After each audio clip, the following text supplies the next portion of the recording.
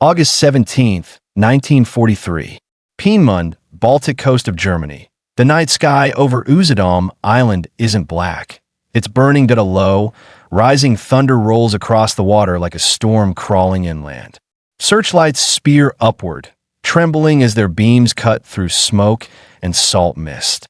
Anti-aircraft guns hammer the darkness, each burst flashing white and violent, lighting the faces of men who should be asleep but aren't. Engineers, soldiers, technicians, all standing frozen in the open as if the sky itself has turned into a firing range. Then the first bombs hit. The ground shudders underfoot. Windows rattle. Concrete dust sifts from ceiling beams. Somewhere in the distance, an alarm bell screams in a steady, mechanical rhythm. Not panicked, not human. A factory alarm. A sound that says this place is not a town. It's a machine. Inside a reinforced building, a man in his early 30s stands rigid in the half-light, his expression caught between disbelief and calculation. Wernher von Braun. Chief engineer. Visionary. Nazi party member. A man who has spent his life chasing the dream of spaceflight. Now watching his work become a target in a war he can't outrun. Another blast punches the air. The walls vibrate. A ceiling lamp swings wildly, throwing shadows across papers, blueprints, and chalked equations. Von Braun doesn't shout orders. He doesn't run for the door, he listens. Because every explosion is data. Every impact is a measurement of what the Allies think is valuable. And tonight, the Royal Air Force is telling him something unmistakable. Peenemünde matters. Not because it builds aircraft. Not because it makes tanks. But because it is trying to build something no one has ever fielded before, a weapon that does not need wings, a weapon that does not need a pilot, a weapon that does not need to see its target, a weapon that falls from the edge of space like judgment. The men around him begin moving, frantic, half-organized. A technician with soot on his face yells something about the test stands. Another engineer shouts about the oxygen plant. A soldier crashes through a door, helmet crooked, rifle slung uselessly on his shoulder. Her doctor. The assembly hall. Von Braun raises a hand. Not to silence him, but to stop the sentence from turning into panic. That he steps forward and looks down the corridor, where dust hangs in the air like fog. Somewhere outside, the heart of the program is being ripped open, and von Braun understands what this means. The war has reached his laboratory. Peenemünde is not a normal base, that it's a place where uniformed men and civilian engineers live side by side, where soldiers carry rifles past chalkboards filled with trigonometry, where the smell of machine oil mixes with hot coffee and damp sea wind. By day, the island hums with production and test schedules. By night, it glows with arc lamps and the occasional flare of a static test. A rocket engine roaring in place, chained down like an animal too powerful to be trusted. The rocket has a name that sounds harmless, almost bureaucratic. Aggregate 4.4. Later will be called something else, something the propaganda ministry can sell. Virgil Tungswavs Vi. Vengeance Weapon 2. V-2. But in these corridors, among the engineers, it is still the A4, still a project, still an equation, still a dream that has grown teeth. Von Braun has chased rockets since he was a teenager. Even before the Nazis, before the uniforms and salutes and flags, he wanted to go upward, beyond the atmosphere, beyond the war, beyond the earth. That he reads Hermann Oberth's theories like scripture. He builds small liquid fuel engines in workshops. He talks about orbit the way other men talk about cities. But Germany's army sees his dream and hears only one thing.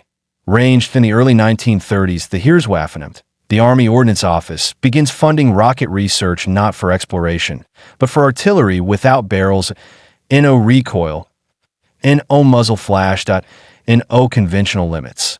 And so von Braun's dream becomes a military contract. His superiors don't ask him how to reach the moon. They ask him how to hit London. After the RAF raid, Peenemünde is wounded but not dead. The engineers return to work with the grim speed of men who understand what happens if they fail. The Nazis do not tolerate setbacks. Not now. Not when the war is turning. By 1944. The Reich is under pressure on every front. In the east, the Red Army advances like a tide that cannot be stopped. Entire German divisions vanish into snow and fire. In the West, Allied bombers grind German industry down day after day, turning cities into smoking geometry. And in Berlin, Hitler is desperate for a miracle, that he wants a weapon that can strike back without risking the Luftwaffe, that a weapon that can bypass the fighter screens, that a weapon that can punish Britain without warning. The V-1 flying bomb has already begun, a buzzing, sputtering terror that Londoners call the doodlebug. But it can be shot down. Fighters can catch it. Anti-aircraft guns can hit it. Barrage balloons can tangle it. Hitler wants something better, something unstoppable. The V-2 is the answer offered by the men at Piemont, but it comes at a price. The program is moved and hidden, scattered like a nervous animal. The heart of production shifts underground into the mountains. Middlework, a factory carved in a rock near Nordhausen. The tunnels are damp, cold, lit by harsh lamps that make every face look pale and exhausted. The air tastes of metal and stone dust.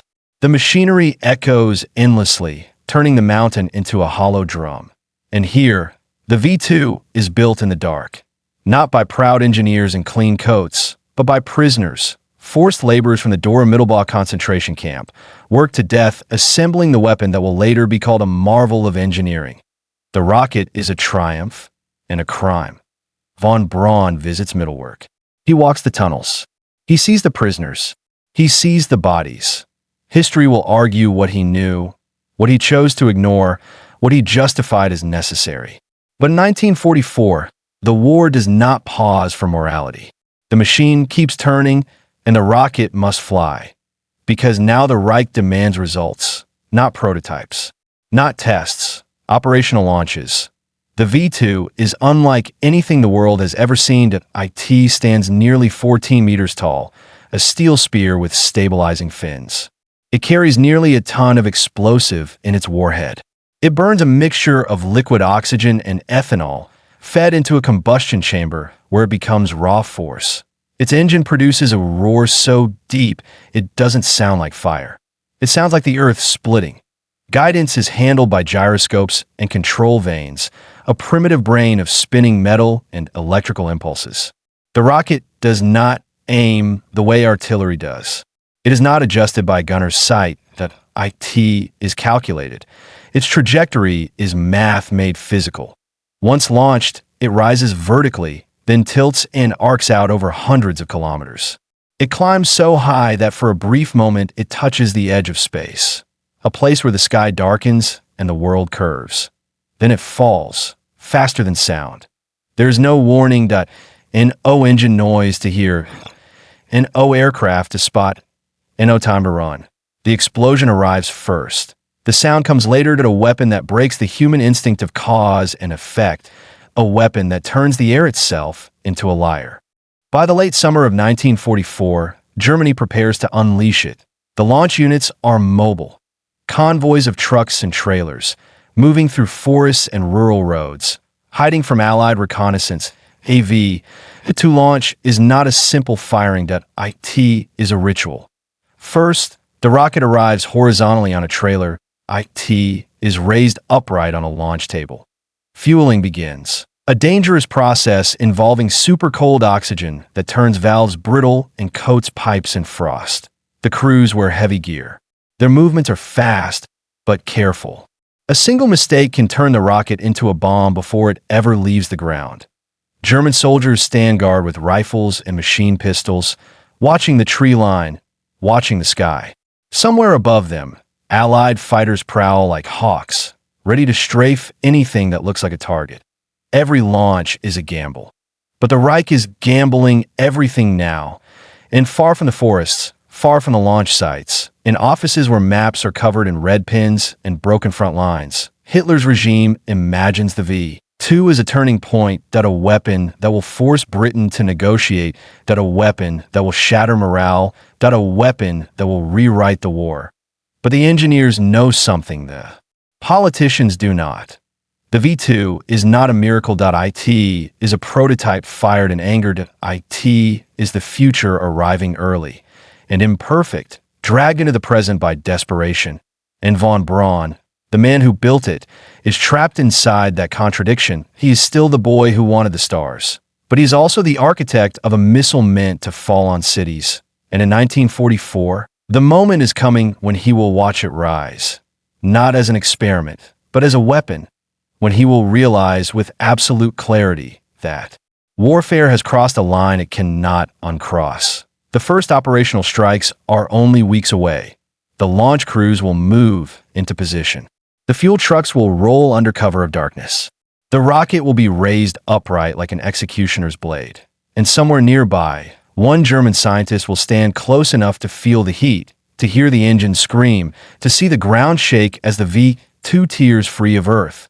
Not in a laboratory, not in a test range, but in war. And when it happens, he will understand that nothing, not armies, not borders, not civilians, will ever be safe in the same way again. September 6th, 1944. Near The Hague, German-occupied Netherlands. Dawn comes gray and wet, the kind of morning where sound travels too far and the air feels heavy with secrets like a thin fog drifts between the trees. The ground is soft, churned by truck tires and boots. Pine needles cling to uniforms. Somewhere deeper in the woods, engines idle at low RPM.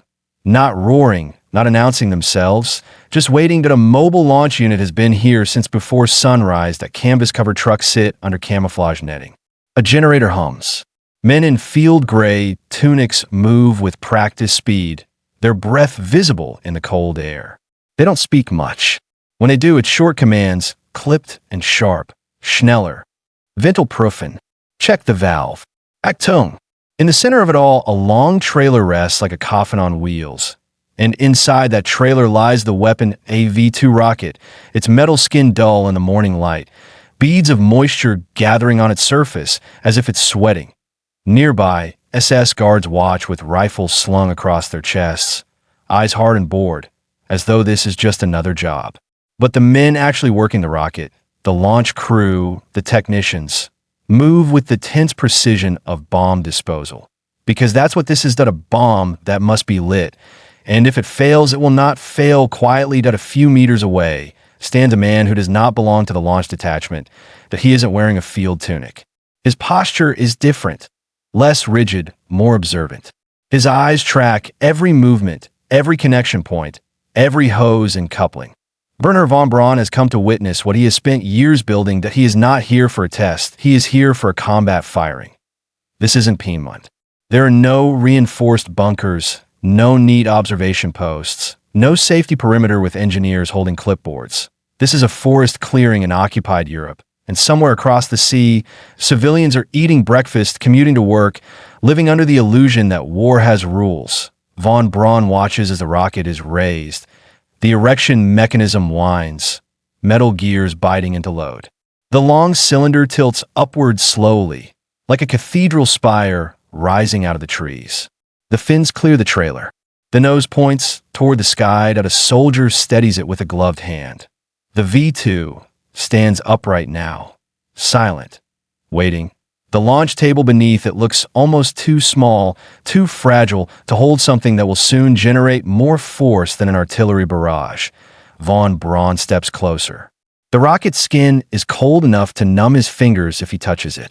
The smell around the site is a mixture of damp earth, diesel fumes, and something sharper, chemical, clean, almost like alcohol. Fueling begins. Liquid oxygen flows into the rocket with a hiss that sounds like an angry serpent. Frost blooms instantly along pipes and valves. The metal turns white with cold. Vapor spills down the sides in curling sheets, pooling around the base like fog from a stage. One technician wipes his brow despite the cold. Another checks a gauge, then checks it again, as if staring harder might make the numbers more forgiving. The V-2 is not forgiving if the oxygen valve sticks. The engine can explode. If the ethanol mixture is off, thrust drops, and the rocket falls short. If guidance fails, it can veer anywhere. There are no second chances. Von Braun's face is calm, but inside him, something tightens that he has watched rockets launch before. He has seen the early failures, engines that cut out, missiles that toppled, prototypes that slammed into the Baltic like thrown spears. But this time, the difference is simple. There's a target, not a grid square on a map. Not a marker buoy in the sea at a city at a place where people live, and he knows where the rocket is going. London, the name sits in the mind like a weight. London, the city that has endured years of bombings, blackouts, firestorms.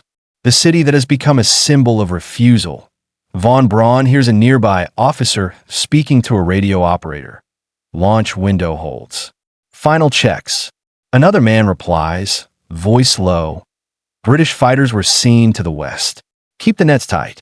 The radio crackles. The forest seems to hold its breath. Von Braun glances upward, past the treetops. The sky is low and gray, but somewhere above that cloud layer, Allied aircraft are out there. Somewhere, the enemy is hunting. Yet this weapon will not be stopped by fighters, not by flak, not by anything once it rises.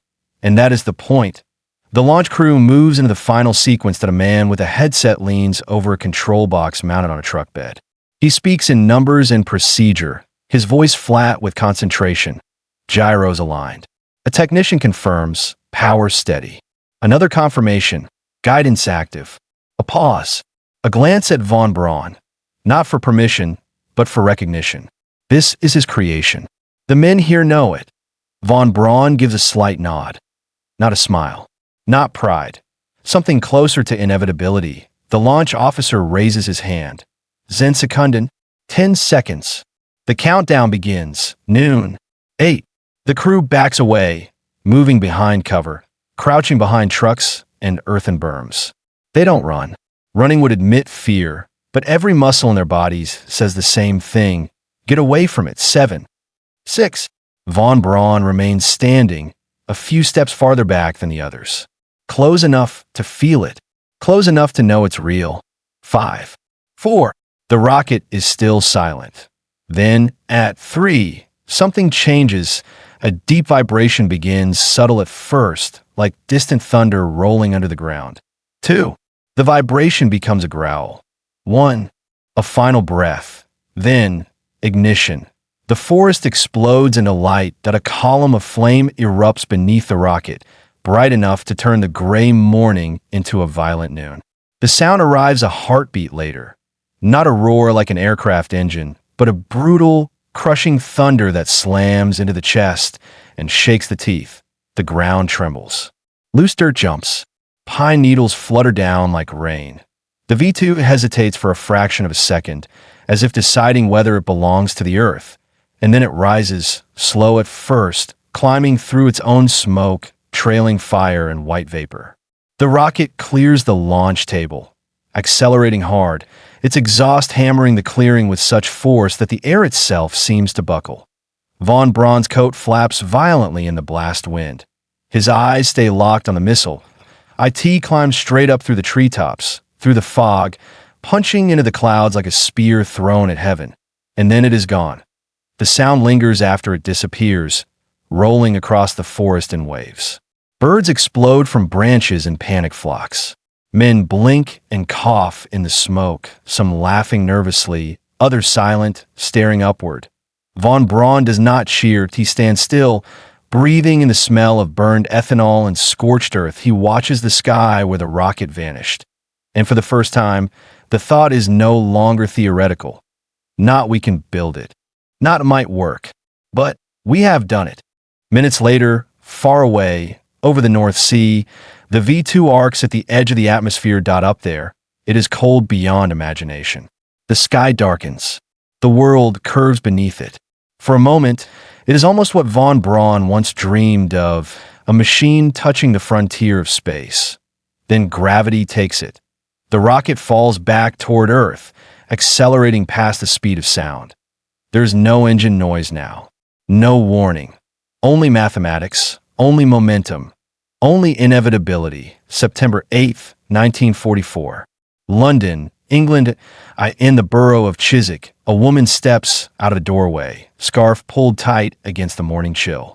Somewhere a bus engine grumbles. A dog barks. The city is tired, but alive. Then the street erupts at a sudden, monstrous detonation tears through brick and timber. Windows shatter in a wave. A wall collapses.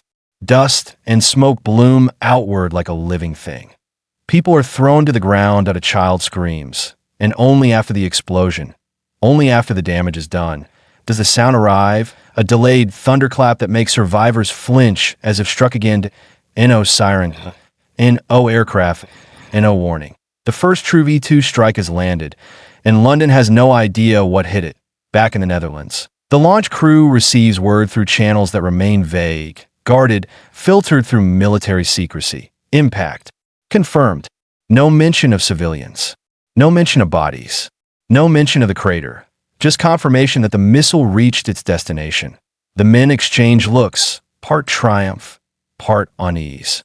Some slap each other's shoulders. Others light cigarettes with shaking hands. Von Braun listens without expression. Inside him, something shifts. He has just witnessed a weapon that makes distance irrelevant, that a weapon that makes defense meaningless, that a weapon that turns cities into targets not because they are reachable, but because they exist. And as he stands among the smoke and cooling launch equipment, he understands something with a clarity that feels almost physical. This is the beginning of a new kind of war. Not trench lines, not dogfights, not fleets meeting on the sea, but the ability to strike anywhere, anytime, without a pilot, without a warning, without mercy. The V-2 is not just a German weapon. It is a blueprint. And now that it has flown in combat, the world cannot unlearn it. That evening, under low clouds and the threat of Allied aircraft, the launch unit begins to pack up. The launch table is lowered. Hoses are drained. Trucks are started. Camouflage nets are pulled down and folded quickly, as if the forest itself is closing its mouth over what just happened. Von Braun watches the men work. His mind is already racing ahead. Improvements, refinements, longer range, better guidance, more payload. The engineer in him cannot stop, but another part of him, quieter, colder, is thinking about what the Allies will do when they capture this technology, because he knows they will. Germany is losing ground. Every day, the front line moves closer. The Reich is bleeding out. And somewhere in the future, someone else will stand in another forest, in another war, and watch a rocket rise. Not as a miracle, as routine. Von Braun turns away from the clearing. The smoke has thinned, but the smell remains. Burned fuel, scorched earth, and the faint metallic tang of something irreversible. He walks toward a truck, boots sinking slightly into the damp soil. Behind him, the launch site disappears back into the trees, but the future it unleashed does not. September 15th, 1944. London, England. The city wakes up the way it always does now. Cautiously, stubbornly, with routines held together by sheer will that a kettle whistles in a cramped kitchen. A tram bell rings somewhere down the street. A man in a worn overcoat folds his newspaper under his arm and steps around a patch of rubble that used to be a shop front. The air smells of coal smoke and wet stone. London has lived through years of bombing. Londoners know the rhythm of war. The sirens, the distant drone of engines, the wait in shelters, the heavy pause before impact. But this morning, something is wrong. There is no siren, and a warning tone slicing through the air. Only ordinary life. Then the world detonates. A violent concussion slams through a neighborhood in Stepney, shattering windows, blowing doors off hinges, hurling brick dust into the air like smoke from a collapsed mine. A bus lurches sideways as the street buckles. People stumble, hands over ears, faces blank with shock. For a second, no one understands what happened, because the explosion came first, and then the sound arrives, late and cruel, a deep thunderclap that rolls through the streets like an aftershock that a woman screams. What was that? A man shouts back, "Gas main." Someone else yells, "Another bloody bomb." But it isn't a bomb dropped from a plane. That it isn't a V-1 buzzing overhead. It's something else, something faster than feared, like a T Scotland Yard. Phones begin to ring with frantic reports. Police constables in steel helmets rush to cordon off blast zones. Fire crews scramble through streets choked with debris. Ambulances grind their way through traffic, their sirens wailing too late to be useful. In the wreckage. Men in civilian coats and military uniforms pick through twisted metal and broken masonry. A Home Guard sergeant kneels near a crater, staring at a jagged fragment of steel half buried in the earth. It's thick, machined, not like the thin casings of conventional bombs. He looks up at a Royal Engineers officer. "This isn't Luftwaffe," he mutters. The officer doesn't answer immediately. His jaw tightens. He has heard rumors, whispered reports from intelligence, fragments of intercepted German communications. He finally says, quietly, "It's the new one. The sergeant swallows. The rocket?" The officer nods once. The rocket. The V-2 does not arrive like an air raid. It arrives like a sudden judgment. People learn quickly that you cannot hear it coming. There is no chance to reach the shelter. No time to gather children. No moment to pray. It hits, and only afterward does the city understand it has been attacked. Londoners begin to develop new habits, not because they work, but because they make them feel less helpless. Some stop standing near windows, some avoid crowded streets, some sleep in hallways, away from glass. But deep down, everyone knows the truth. If a V-2 is meant for you, you will never know until it's over. Across the channel, the launches continue. The Germans fire from the Netherlands, moving constantly to avoid Allied air attacks. The launch units appear, fuel, fire, vanish, like raiders with a weapon that leaves no trace until it lands. Each launch is a complex dance of logistics and danger. The liquid oxygen must be transported and handled quickly. The guidance systems must be aligned precisely. The rocket must be erected, fueled, armed, launched, often within hours, before Allied reconnaissance aircraft can spot the site. And every time it rises, it is the same terrifying spectacle. A spear of flame shaking earth, that a column of smoke rising through the trees. For the crews, it becomes a routine. For the victims, it becomes a nightmare. October 1944.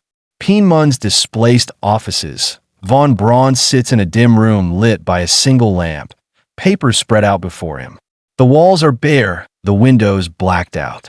The air is stale with cigarette smoke and exhaustion. That a junior engineer stands nearby, hands clasped behind his back, waiting for permission to speak. Von Braun doesn't look up as he says, almost absent-mindedly, "How many launched this week?" The engineer answers carefully, 73, her doctor. Toward London and Antwerp. Von Braun's pencil pauses. Antwerp. The Germans have shifted many strikes to Antwerp, the vital Allied port feeding the front lines. The V-2 is now not only a terror weapon, it's an attempt to strangle Allied logistics. Von Braun finally looks up. Failures. Several. Guidance errors. Engine cutoffs. Some broke up on descent. Von Braun exhales slowly. Not relief. Frustration. Because to him, a failure is not mercy. It's inefficiency. The engineer hesitates, then speaks again. The SS wants increased output from middle work. They say the Führer demands more. Von Braun SI's narrow Mittelwerk. The underground factory. The tunnels. The prisoners. The bodies. He says nothing for a moment. Then, quietly, they will get what the production line can give. It is not defiance. It is reality. Even vengeance has limits. But as the weeks pass, the V-2's psychological impact grows beyond its physical damage. British newspapers report mysterious explosions. Officials avoid panic, calling them gas leaks or unexploded bombs. The government understands morale is a weapon too. Yet Londoners are not fools. They see the craters. They see the clean, vertical destruction. They hear survivors talk about the explosion coming without warning. They begin to whisper the word in pubs and shelters. Rocket. A single syllable that feels like science fiction and horror at once. November 1944. Antwerp, Belgium. The city is crowded with Allied soldiers, dock workers, refugees. Trucks roll day and night, carrying ammunition and fuel toward the front. Ships unload supplies under the threat of German aircraft and artillery. Then the V-2s begin falling. Point one hits near the docks, ripping open warehouses, sending crates of rations and ammunition into the air like toys. Another slams into a street packed with civilians. The casualties are staggering, and there's nothing anyone can do. Anti-aircraft guns cannot shoot it down. Fighters cannot intercept it. Radar sees it too late that a British officer stands near a smoking crater, staring at the devastation. His face pale, he turns to an American counterpart and says, voice low, "This is what war will look like from now on." The American doesn't reply. He doesn't need to. They both understand. Back in Germany, von Braun's position becomes more complicated by the day. The SS watches him. The army watches him. The Nazi leadership wants results, but they also fear anyone who controls something this powerful. Von Braun is valuable, but also dangerous. He is a man who knows too much, who has built something that could outlast the Reich itself. And von Braun knows the war is slipping away that he reads reports. He sees maps. He hears the tone in officers' voices when they talk about holding actions and temporary withdrawals. Germany is retreating. And the V-2, for all its terror, cannot stop armies. That IT cannot hold a bridge. That IT cannot destroy a tank division. That IT cannot replace fuel shortages, broken rail lines, shattered industry. That IT is a weapon of fear, not victory. Yet it continues, because the Reich cannot stop once it has begun. Point one evening, von Braun walks outside, away from the paperwork, away from the arguments over production quotas and guidance systems. The air is cold. The sky is clear enough to see stars. He looks up. For a moment, he imagines the rocket not carrying a warhead, but instruments. A capsule, a path to orbit. He imagines the A-4 transformed into something else, that a vehicle for exploration. And then the sound of distant artillery reminds him where he is. He lowers his gaze back to the dark horizon. Because even as he dreams of space, his weapon is falling on cities. And somewhere out there, the Allies are closing in, not only to stop the V-2, but to capture it. Claim the future he has built. By late 1944, the V-2 campaign has become a grim rhythm. Launch, impact, silence, shock, repeat. The world is learning to live under the shadow of a weapon that cannot be defended against. And von Braun, standing at the center of this storm, begins to understand a final, unavoidable truth. The V-2 is not the end. It is the beginning. The first step on a staircase leading upward and downward into a new age of warfare. And the men who control the next steps will not necessarily be German. January 12, 1945. Berlin, Reich Chancellery District. Snow lies in dirty ridges along the streets, mixed with ash and brick dust. The city is half lit, half ruined. A capital still pretending to command an empire while the walls close in. Inside a conference room thick with cigarette smoke and fatigue, officers in worn uniforms stand around a map table. The red arrows of the Soviet advance cut deep into the Reich like wounds. In the West, Allied forces press forward relentlessly at major points to the Netherlands. Launch capability remains, he says, voice clipped. But fuel shortages and transport disruptions. Another officer interrupts, bitter, "It doesn't matter how many rockets we fire if the Russians are in the odor." At the far end of the room, a senior official speaks with a calm that feels almost insane. The Führer believes the V-2 will break enemy morale. No one laughs. No one argues, because arguing in Berlin now is dangerous. The truth hangs unspoken. Morale cannot stop tanks. Outside, the distant rumble of artillery reaches the city like a slow, approaching storm. And somewhere far from the map table, the man who built the rocket listens to the same thunder and understands the war is nearing its end. February 1945. Mittelwerk, Nordhausen, deep underground. The mountain vibrates with machinery. The tunnels are colder than ever. Condensation drips from rock ceilings. The air tastes of exhaust fumes, sweat, and fear. Conveyor systems clatter as rocket sections move through assembly points like organs on a production line. Prisoners in striped uniforms stagger beneath loads they are barely strong enough to carry. Their faces are hollow, their eyes unfocused. SS guards shout at them, strike them, drive them forward. In the center of it all, the V-2 takes shape, steel skin, wiring, tanks, gyros, built by men who may not live to see daylight again. Von Braun walks through the tunnels with a small entourage. Engineers, officers, men with clipboards.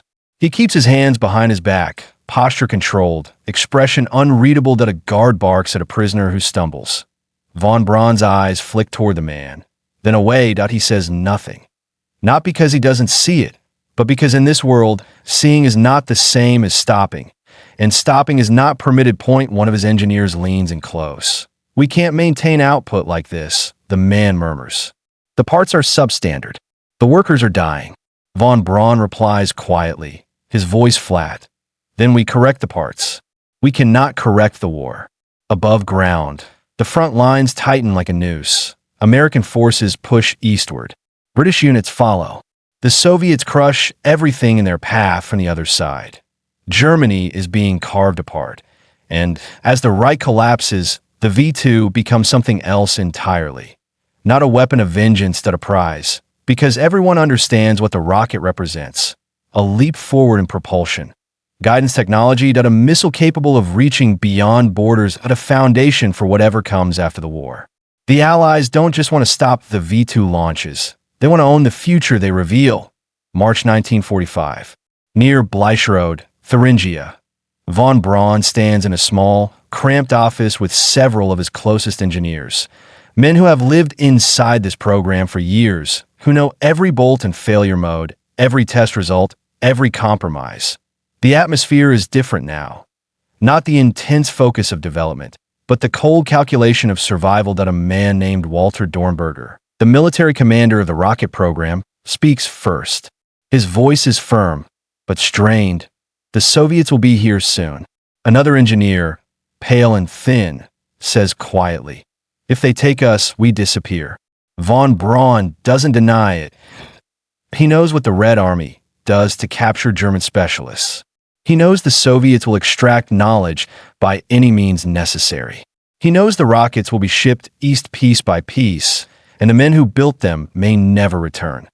Someone else says the words that have been forming for weeks. We should surrender to the Americans. The room falls silent. It is treason in spirit, if not on paper. But it is also logic. Von Braun finally speaks. Then we must make ourselves valuable. He doesn't say it proudly. He says it the way an engineer states a fact of physics. The rocket has made him valuable. Now it must keep him alive. The decision is made. Von Braun and his team begin preparing for the end. Not by stopping the program, but by controlling what happens when the Reich collapses. Documents are hidden. Blueprints are buried. Some materials are destroyed to keep them out of Soviet hands. That end the chaos of retreating units and collapsing authority. The rocket engineers become fugitives with a secret more valuable than gold. They move south into Bavaria, toward the mountains, away from the Soviet advance, toward the American lines. The roads are clogged with refugees and soldiers. Horse carts, trucks, broken vehicles abandoned in ditches. The air is filled with the smell of smoke and wet wool. Every town they pass feels like a place waiting to be occupied. And above them, Allied aircraft roam freely now, unchallenged. Germany no longer owns its skies. April 1945. Bavarian Alps, near Oberammergau. The mountains are still beautiful, indifferent to the war. Snow crowns the peaks. Pine forests stretch into valleys like dark oceans. Von Braun and his engineers hide in a small village, moving between buildings quietly, avoiding attention. They wear civilian coats over uniforms, trying to look like displaced bureaucrats rather than the men who built Hitler's most advanced weapon. One afternoon, a young engineer bursts into the room, breathless. American patrols are nearby. Dornberger looks to von Braun. This is it. Von Braun nods once. The moment feels unreal. For years, he has built a weapon meant to strike the enemy from afar. Now he must walk toward the enemy and surrender himself. Not as a soldier, as a commodity. May 2nd, 1945. Near Riet, Austria, a small group of German engineers stands on the side of a road, hands raised, white cloth tied to a stick like a flag of surrender. The air is cold. The mountains loom overhead. A distant engine growls. American vehicles approaching. Von Braun is among them. His arm is in a cast from a recent car accident, but he stands upright, face composed. Behind him, his men glance nervously at the tree line, half expecting SS patrols to appear and accuse them of betrayal. Then the Americans arrive, a jeep rolls into view. followed by trucks. Soldiers in olive drab uniforms dismount cautiously, rifles ready. Their faces are young, wary, hardened by months of combat. An American lieutenant steps forward. "What the hell is this?" he demands. A German engineer, one of von Braun's men, speaks in careful English. "We wish to surrender." The lieutenant narrows his eyes. "Who are you?" The German hesitates, then gestures toward von Braun. "This is Dr. Wernher von Braun." The name means nothing to the lieutenant. "Not yet." Von Braun steps forward slightly, voice calm, almost formal. "My name is von Braun," he says. "I'm the director of the German rocket program." The lieutenant stares at him. "A rocket program?" Von Braun nods. "The V-2. The lieutenant's expression changes. Not fully understanding, but sensing weight behind the words, that he turns to one of his sergeants. "Get this up the chain." Now, within days, American intelligence officers arrive, men in clean uniforms. Men who ask precise questions. Men who understand exactly what has just fallen into their hands. They don't treat von Braun like a prisoner. They treat him like a strategic asset. He is interrogated, debriefed, cataloged, his knowledge measured like captured territory. And soon, the Americans begin doing what the Germans did when they first saw the rocket's potential. They start planning how to use it, not just to understand the past, but to shape the future. As the war in Europe collapses into surrender, the V-2's final launches fade into history, replaced by the larger movement of armies, the liberation of camps, the fall of Berlin. But the rocket does not disappear. It is dismantled, loaded onto trucks, shipped west, warheads removed, guidance systems studied, engines examined like the heart of a strange new animal. The Americans gather rocket parts by the ton, and along with the hardware, they gather the minds that built it. Von Braun is one of them. And as he sits in a guarded room, hearing distant celebrations of victory, he understands something that chills him more than any winter air. The V-2 did not die with the Reich. That IT survived, and now it belongs to someone else. June 22nd, 1945. A U.S. Army holding facility, southern Germany. The war is over, but the room doesn't feel like peace. The walls are bare. The windows are covered. A single fan turns slowly in the stale air, pushing the smell of sweat, tobacco, and damp uniforms in lazy circles. Outside, American trucks rumble over gravel. Boots crunch. Orders are shouted in English. Brisk, confident, victorious. Inside, Wernher von Braun sits at a plain wooden table. His arm is still stiff in its cast. His hair is slightly unkempt. He looks thinner than the propaganda photos ever showed, less like a triumphant genius, and more like a man who has outrun a collapsing world by minutes. Across from him sits an American officer in a clean uniform, clipboard in hand. Not a frontline soldier, an intelligence man.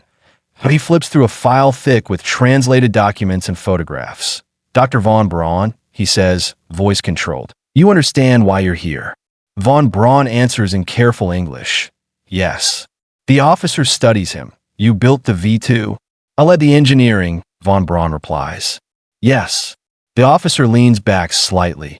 "And you can build a better one." Von Braun doesn't answer immediately, because the question isn't really a question, that it's a negotiation. The Americans have the factories now, the rocket parts, the test data, the captured launch equipment. They've even recovered intact V-2s from storage sites before they could be destroyed, but they want what cannot be loaded onto a truck. The mind that made it work? Von Braun finally speaks. "I can help you understand the system," he says, "and improve it." The officer's pen scratches on paper. "Good," he says simply, "because the Soviets are looking for the same thing." That word hangs in the air. Soviets. The enemy has changed uniforms, changed flags, but the war for technology has already begun. Germany is divided into occupation zones. Allied forces are still moving through rubble and displaced populations. But behind the scenes, a new conflict is forming in conference rooms and intelligence offices. That IT is quiet, that IT is secret, and it is relentless. American teams race to locate rocket components, blueprints, and specialists before Soviet units reach them. Soviet teams do the same. stripping entire facilities, seizing engineers, hauling machinery east. The V-2 has become the first trophy of the next war.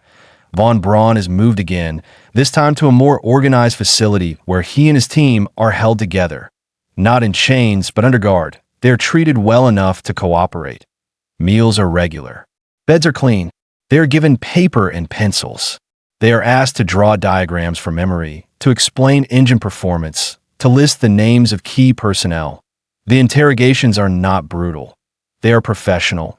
And that professionalism is its own kind of pressure, because it tells von Braun something clearly. The Americans are not punishing him for what he built. They're recruiting him for what he can build next. August 1945. A U.S. Army Air Forces office, Frankfurt. The atmosphere shifts overnight that a clerk walks in with a message. An officer reads it, then reads it again, as if the words don't belong in the world yet. Hiroshima, someone says quietly that a few days later, Nagasaki. The Germans in the room exchange glances, confused at first, then slowly understanding the tone. Something has happened. Something immense. Von Braun watches the Americans' faces, the way their confidence hardens into something colder, more absolute. Later, an American officer speaks bluntly in a private conversation. The war ended because we had a weapon no one else had. He looks directly at von Braun. We're not going to lose that advantage. Von Braun doesn't argue, because he knows exactly what that means. The V-2 is no longer just a missile that is a stepping stone toward weapons that can end cities. And the idea of delivering such weapons by rocket is no longer science fiction, that is strategy. By late 1945, the operation has a name whispered in paperwork and spoken in secure rooms. Operation Paperclip, that a program to bring German scientists, engineers, and technicians to the United States. Officially, it's about preventing them from working for the Soviets. Unofficially, it's about taking the future and locking it behind an American flag. Von Braun and his men are screened, evaluated, their past examined, and in many cases, quietly edited, files are adjusted. Affiliations minimized. Certain questions avoided. Because the Cold War does not reward purity, that rewards usefulness. September 1945. Bremerhaven, Germany. The harbor is crowded with ships and cargo, a churn of occupation logistics. Cranes creak. Chains clank. The air smells of salt water and diesel. Von Braun stands on the dock with a small group of engineers, each carrying minimal luggage. They look like refugees, but the guard around them say otherwise. An American officer reads names from a list. Von Braun. Dornberger. Debus. Rudolph. One by one, the men step forward. They are not told much. Only that they are being transported for technical work. Only that cooperation will mean comfort. Only that refusal will mean uncertainty. Von Braun looks out over the water. He has never been to America. He has imagined it, of course. The land of industry, scale, resources. A place where rockets might be built without air raids, without SS guards, without collapsing fronts. But he also knows what he is leaving behind. A Europe in ruins, a Germany shattered, a continent soaked in consequences. And he knows what he is carrying with him. Knowledge that can reshape warfare for generations. The ship's horn sounds low and heavy. Von Braun boards. The deck vibrates beneath his boots. The metal railing is cold in his hand. As the ship pulls away from the dock, Germany recedes into a gray smear of cranes and broken buildings. The ocean wind bites his face. He closes his eyes for a moment. Listening to the engine thrum, it feels like escape. It also feels like surrender. Not to a nation, the future. December 1945. New York Harbor, United States. The skyline rises out of winter haze like something unreal. Tall buildings, lights, motion, a city untouched by bombing. Von Braun stand with other German specialists on the deck as the ship approaches. An American soldier beside them mutters to another, "Hell of a prize we got." Von Braun hears it. He doesn't react. But the words land hard. Prize. That is what he is now. Not a prisoner of war. Not a civilian. Not a scientist free to choose his path at a prize in a new contest. They're transported inland under guard, not to prisons, but to military facilities. Fort Bliss, Texas, The air is dry, vast, open, nothing like the damp forests of Europe. The horizon stretches endlessly. The sky feels bigger here, as if it has room for rockets. Von Braun and his team are housed in barracks. They're given workspaces. They are introduced to American officers who speak of research, testing, development. And then, quietly, they are taken to see what the Americans have captured. Crates of V-2 parts, recovered engines, guidance systems, warhead casings stripped of explosives, pieces of his past stacked like inventory. White Sands Proving Ground, New Mexico. Early 1946, the desert is pale and endless, broken only by scrub brush and distant mountains. A V-2 rocket stands upright on a launch pad, its shape unmistakable. German engineering transplanted into American soil. American soldiers and technicians move around it, connecting cables, checking valves, learning procedures that were once guarded secrets. Von Braun stands at a distance, watching. The wind carries sand across the concrete. The sun is harsh.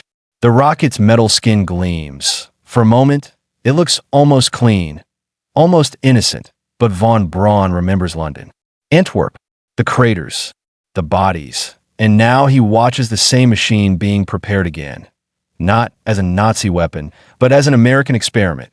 The launch officer calls out, 10 seconds.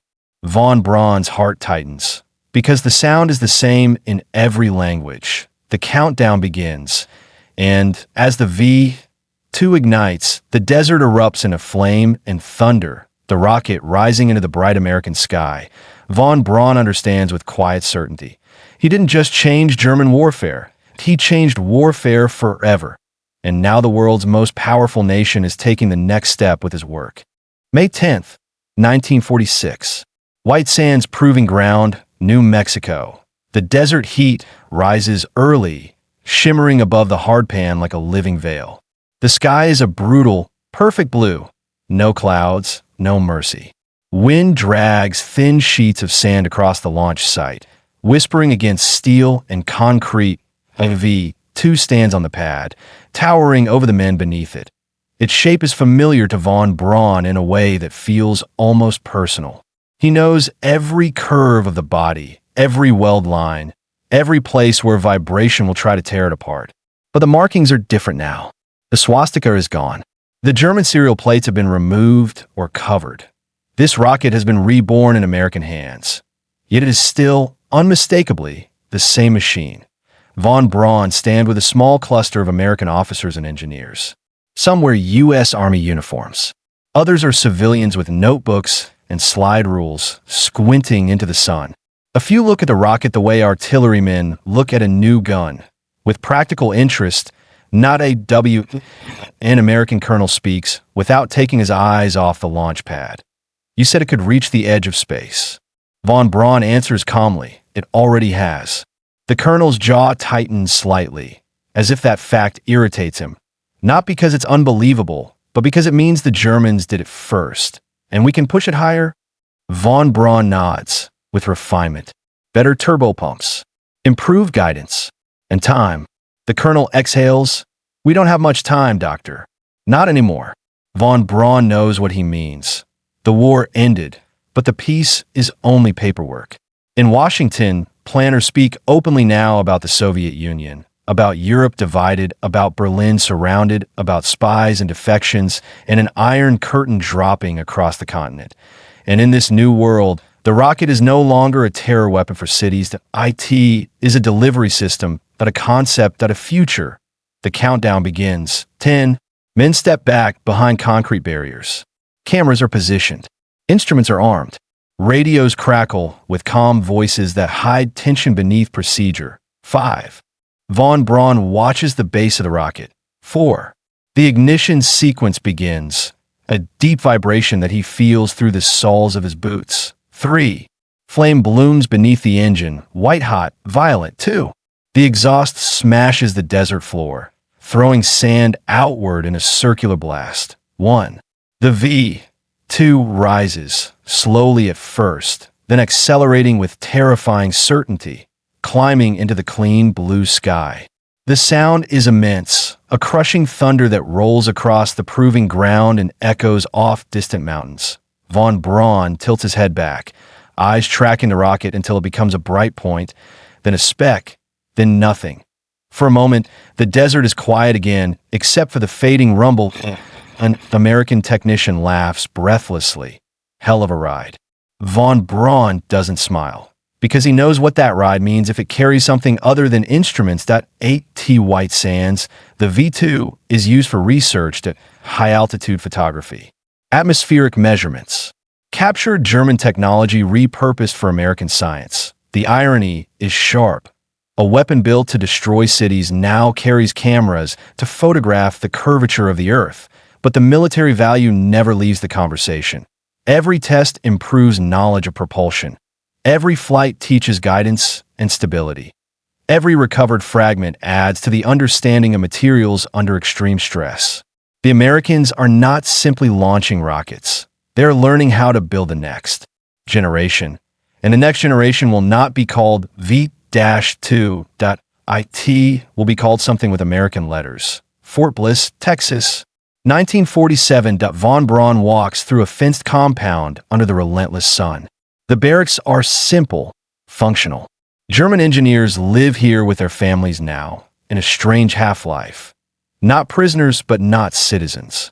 Allowed to work, allowed to build, but always watched. Inside a classroom-like workspace, chalkboards are filled with equations. Tables are crowded with parts, valves, pumps, wiring harnesses.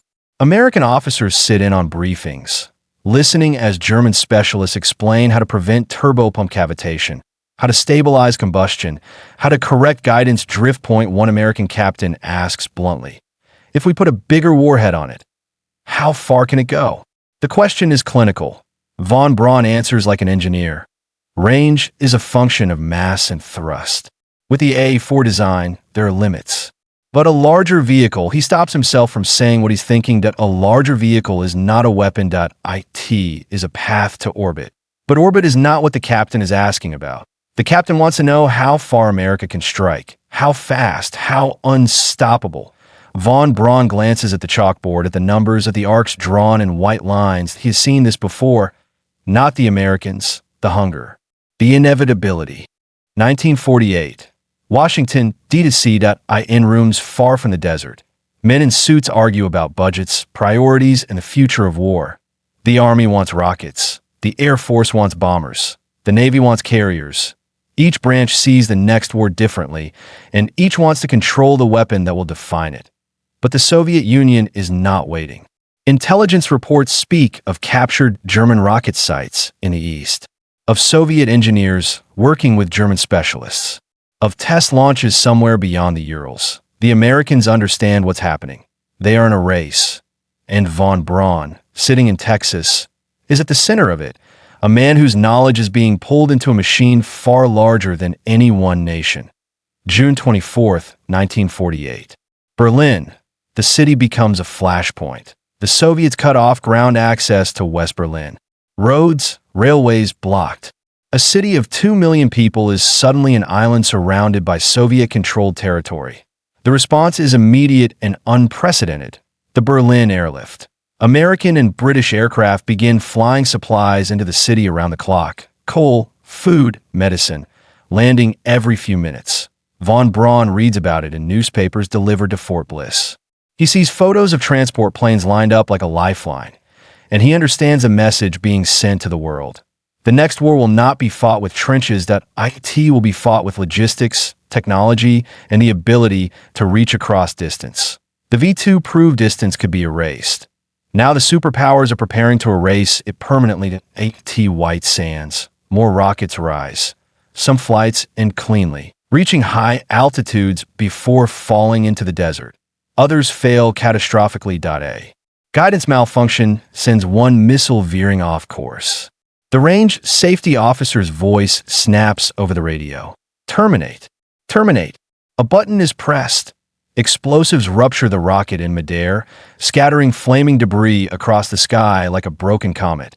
Von Braun watches the pieces fall. He feels no shock. Only the old, familiar calculation.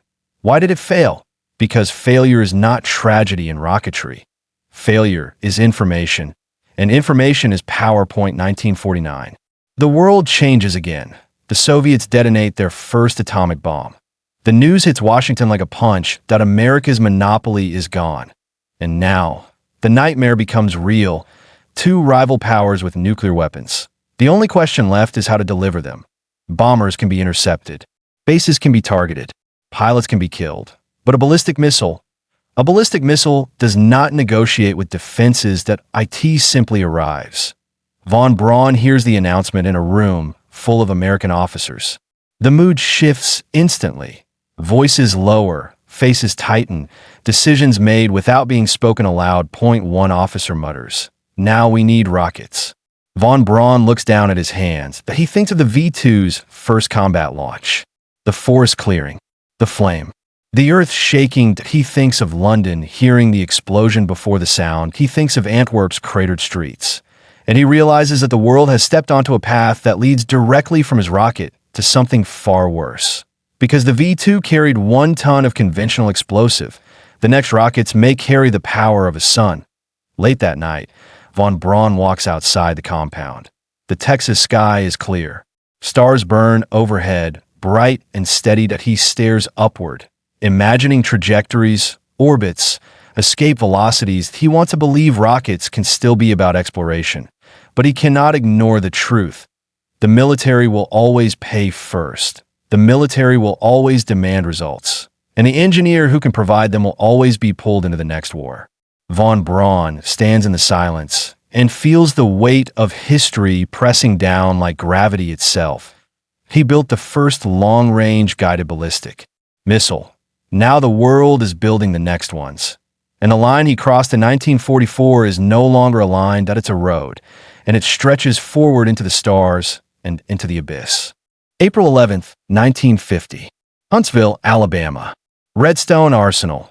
Rain falls in warm sheets, turning the asphalt black and glossy. The air smells of wet pine, machine oil, and fresh paint. A military base hums with a kind of controlled urgency. Not the chaos of war, but the disciplined rush of a nation preparing for one. That a convoy of vehicles rolls through the gates. In one of them sits Wernher von Braun. He watches the base slide past the window. Warehouses, fenced compounds, guard towers, soldiers in olive drab moving with purpose. The signs are in English now, the accent's Southern, the uniform's American, but the feeling is familiar at a place built for weapons. Von Braun steps out into the rain, collar up, hands tucked into his coat. His team follows, German engineers, technicians, specialists, men who once lived under camouflage nets and SS scrutiny, now walking beneath U.S. Army authority. An American officer greets them with a brisk handshake. "Dr. von Braun," he says, "welcome to Huntsville. You'll be working under the Army Ballistic Missile Agency. We got a lot to do." Von Braun looks past him toward the massive buildings where the future will be assembled. "Yes," he replies softly. "We do. The Americans have learned everything they can from captured V-2s. Now, they want something new. Something American-built, American-controlled, not a German relic refurbished for tests. They want a missile that can be deployed, operated, and trusted. That a weapon that can carry a warhead across hundreds of miles with accuracy. The program that emerges is called Redstone. Its shape is unmistakable to anyone who knows the V-2. A slender body. Stabilizing fins. A liquid-fueled engine. But Redstone is not a copy. It is an evolution. A cleaner, more reliable machine designed for American production standards and battlefield requirements. Von Braun's team becomes the nucleus of the effort, surrounded by American engineers eager to learn, skeptical officers demanding results, and bureaucrats measuring progress in budgets and deadlines. Every meeting begins with the same pressure. How soon can it fly? 1951. Redstone Arsenal. Inside a high-ceilinged assembly building, the missile sections lie on stands like the bones of a new creature. American technicians install wiring harnesses with careful hands. Engineers check valve tolerances, turbopump performance, guidance system stability. Clipboards pass from station to station, every step documented, every bolt torqued to specification. Von Braun walks the floor with an American project officer at his side. The officer gestures toward the engine section. "We can't afford P-1 level failure rates," he says. "This has to work when we ship it." Von Braun nods. "It will," he answers. "But reliability requires testing, and testing requires patience." The officer snorts. Patience isn't something Washington has right now. Von Braun doesn't respond, but he understands. The Soviet threat grows heavier each year. Intelligence reports speak of new Soviet aircraft, new bombs, new missiles. America's strategy is shifting from conventional dominance to deterrence, and deterrence depends on delivery systems. Redstone is not just a weapon. It is a message. June 25, 1950. Korea. The Cold War turns hot. North Korean forces surge across the 38th parallel, and suddenly the world is fighting again. Not with propaganda, but with rifles, tanks, artillery. The conflict electrifies Washington. Budgets loosen. Priorities sharpen. Military research accelerates. In Huntsville, the urgency becomes physical. Von Braun's team works longer hours. Deadlines compress. Testing schedules become brutal. The missile must fly, because the next war might not stay in Korea, and if it spreads, America wants more than bombers and battleships. It wants rockets. 1952.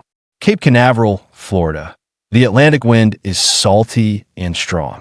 Waves crash against the shore, white foam flashing in the sun. The launch range stretches along the coastline, a strip of concrete and steel facing open ocean. Chosen because failures here fall harmlessly into water instead of cities. A Redstone missile stands upright on the P-D. It looks like the future, tall, sleek, clean. American soldiers and engineers move around it, checking connections, securing panels, verifying guidance alignment. Von Braun stands behind the safety line, binoculars in hand. This is not white sands anymore. This is the beginning of an operational age, the new kind of artillery. The countdown begins. 10. The range officer's voice is steady, amplified through loudspeakers. 5. Von Braun feels his pulse tighten, not from fear, but from recognition. The old P-1 rhythm. The same mechanical march toward ignition. 3. Flame bursts beneath the missile, bright and violent. 2. The exhaust slams the pad. 1. Redstone rises. It climbs steadily, controlled, stable, not wobbling, not fighting itself. The guidance holds. The plume is clean. The missile arcs out over the Atlantic like a thrown spear of fire. Von Braun lowers the binoculars slightly, watching it vanish into the sky. It works. Not as a prototype. A system. The American officers around him exchange satisfied looks. One claps another on the shoulder. "That's our missile," someone says. Von Braun hears the pride. And somewhere inside him, something twists, because he knows exactly what "our missile" means in this new ER. It means America now has what Germany tried to build first, a ballistic weapon that can strike far beyond the battlefield. And unlike the Reich, America has the industry, the resources, and the stability to build it in numbers. Redstone becomes the foundation for more, longer-range variants. Improved engines, better guidance. The missile's role shifts from battlefield weapon to strategic stepping stone, a platform that can carry heavier payloads, travel farther, and eventually reach beyond the atmosphere. Von Braun pushes constantly for the space applications that he talks about: satellites, about exploration, about scientific payloads. But the Army's priorities remain grounded in war. In conference rooms, men speak of deliverable yields and target coverage. The language is cold, clinical, the kind of language that makes destruction sound like math. Von Braun sits through those meetings, jaw tight, eyes steady. He has learned how to survive inside systems like this, that he has learned how to speak in two languages at once: the dream of space and the reality of weapons. 1953. Redstone Arsenal. One evening, after a long day of testing and reports, Von Braun stands alone in a quiet corridor. The building lights buzz faintly overhead. Somewhere far away, a machine tool runs, its sound echoing like distant artillery, as he looks at a wall-mounted map of the world. The Soviet Union sprawls across it in red shading, enormous and ominous. The United States sits opposite, oceans between them, oceans that once felt like safety. Von Braun stares at the distance. Oceans are not safety anymore. Not after the V-2, not after Redstone.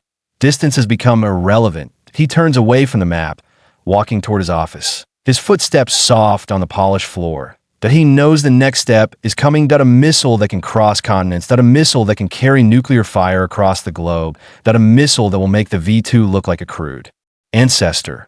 And he knows, with a cold certainty, that he will be asked to help build it, because he already proved he could.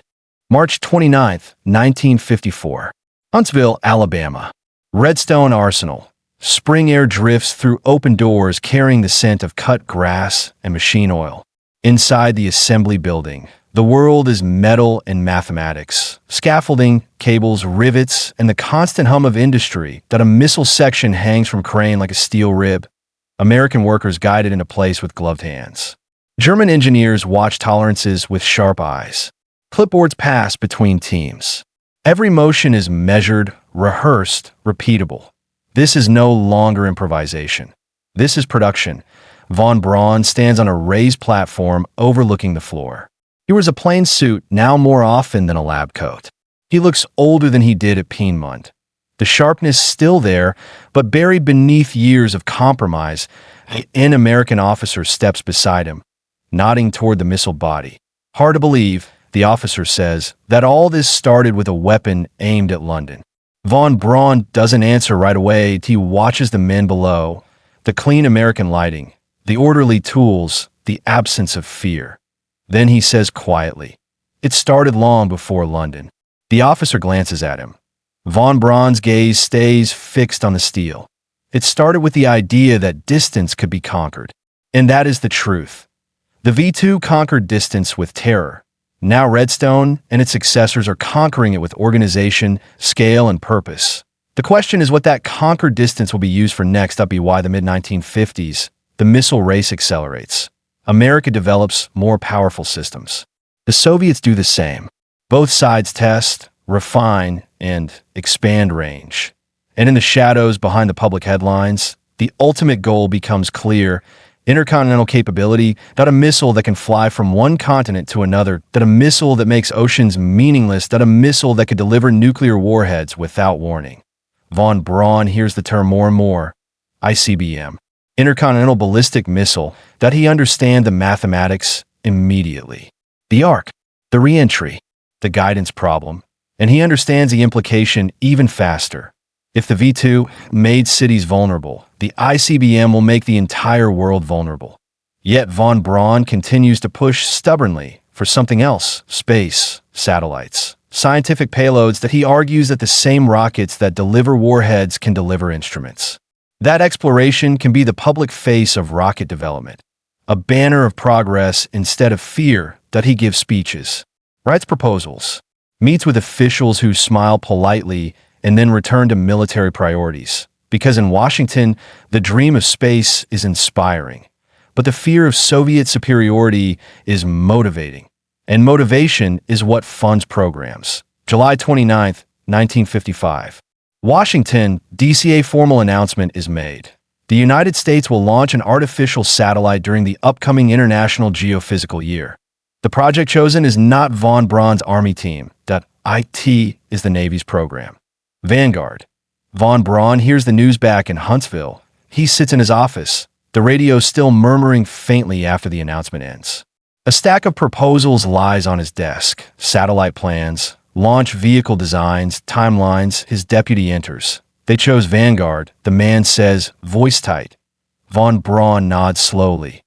They want a civilian program, he replies. A peaceful one. His deputy scoffs. Peaceful? It's still rockets.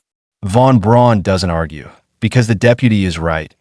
Even peaceful rockets are built on the same foundations as weapons. But von Braun also understands the politics. America wants to appear responsible, scientific, not militaristic. The Army's rockets, his rockets, carry the smell of war, and Washington doesn't want that smell on the first satellite. Not yet. 1956. Soviet Union. Across the world, Soviet engineers work under intense secrecy and brutal pressure. Their rocket program is driven not by speeches and committees, but by a centralized demand for results. They have captured German expertise too. They have their own minds, their own industry, their own urgency, and they are building something massive, that a rocket powerful enough not only to launch a satellite, but to carry a nuclear warhead across continents. The Americans know this in fragments, intelligence reports, test rumors, intercepted signals, but they don't know how close the Soviets are. Not until it happens. October 4th, 1957.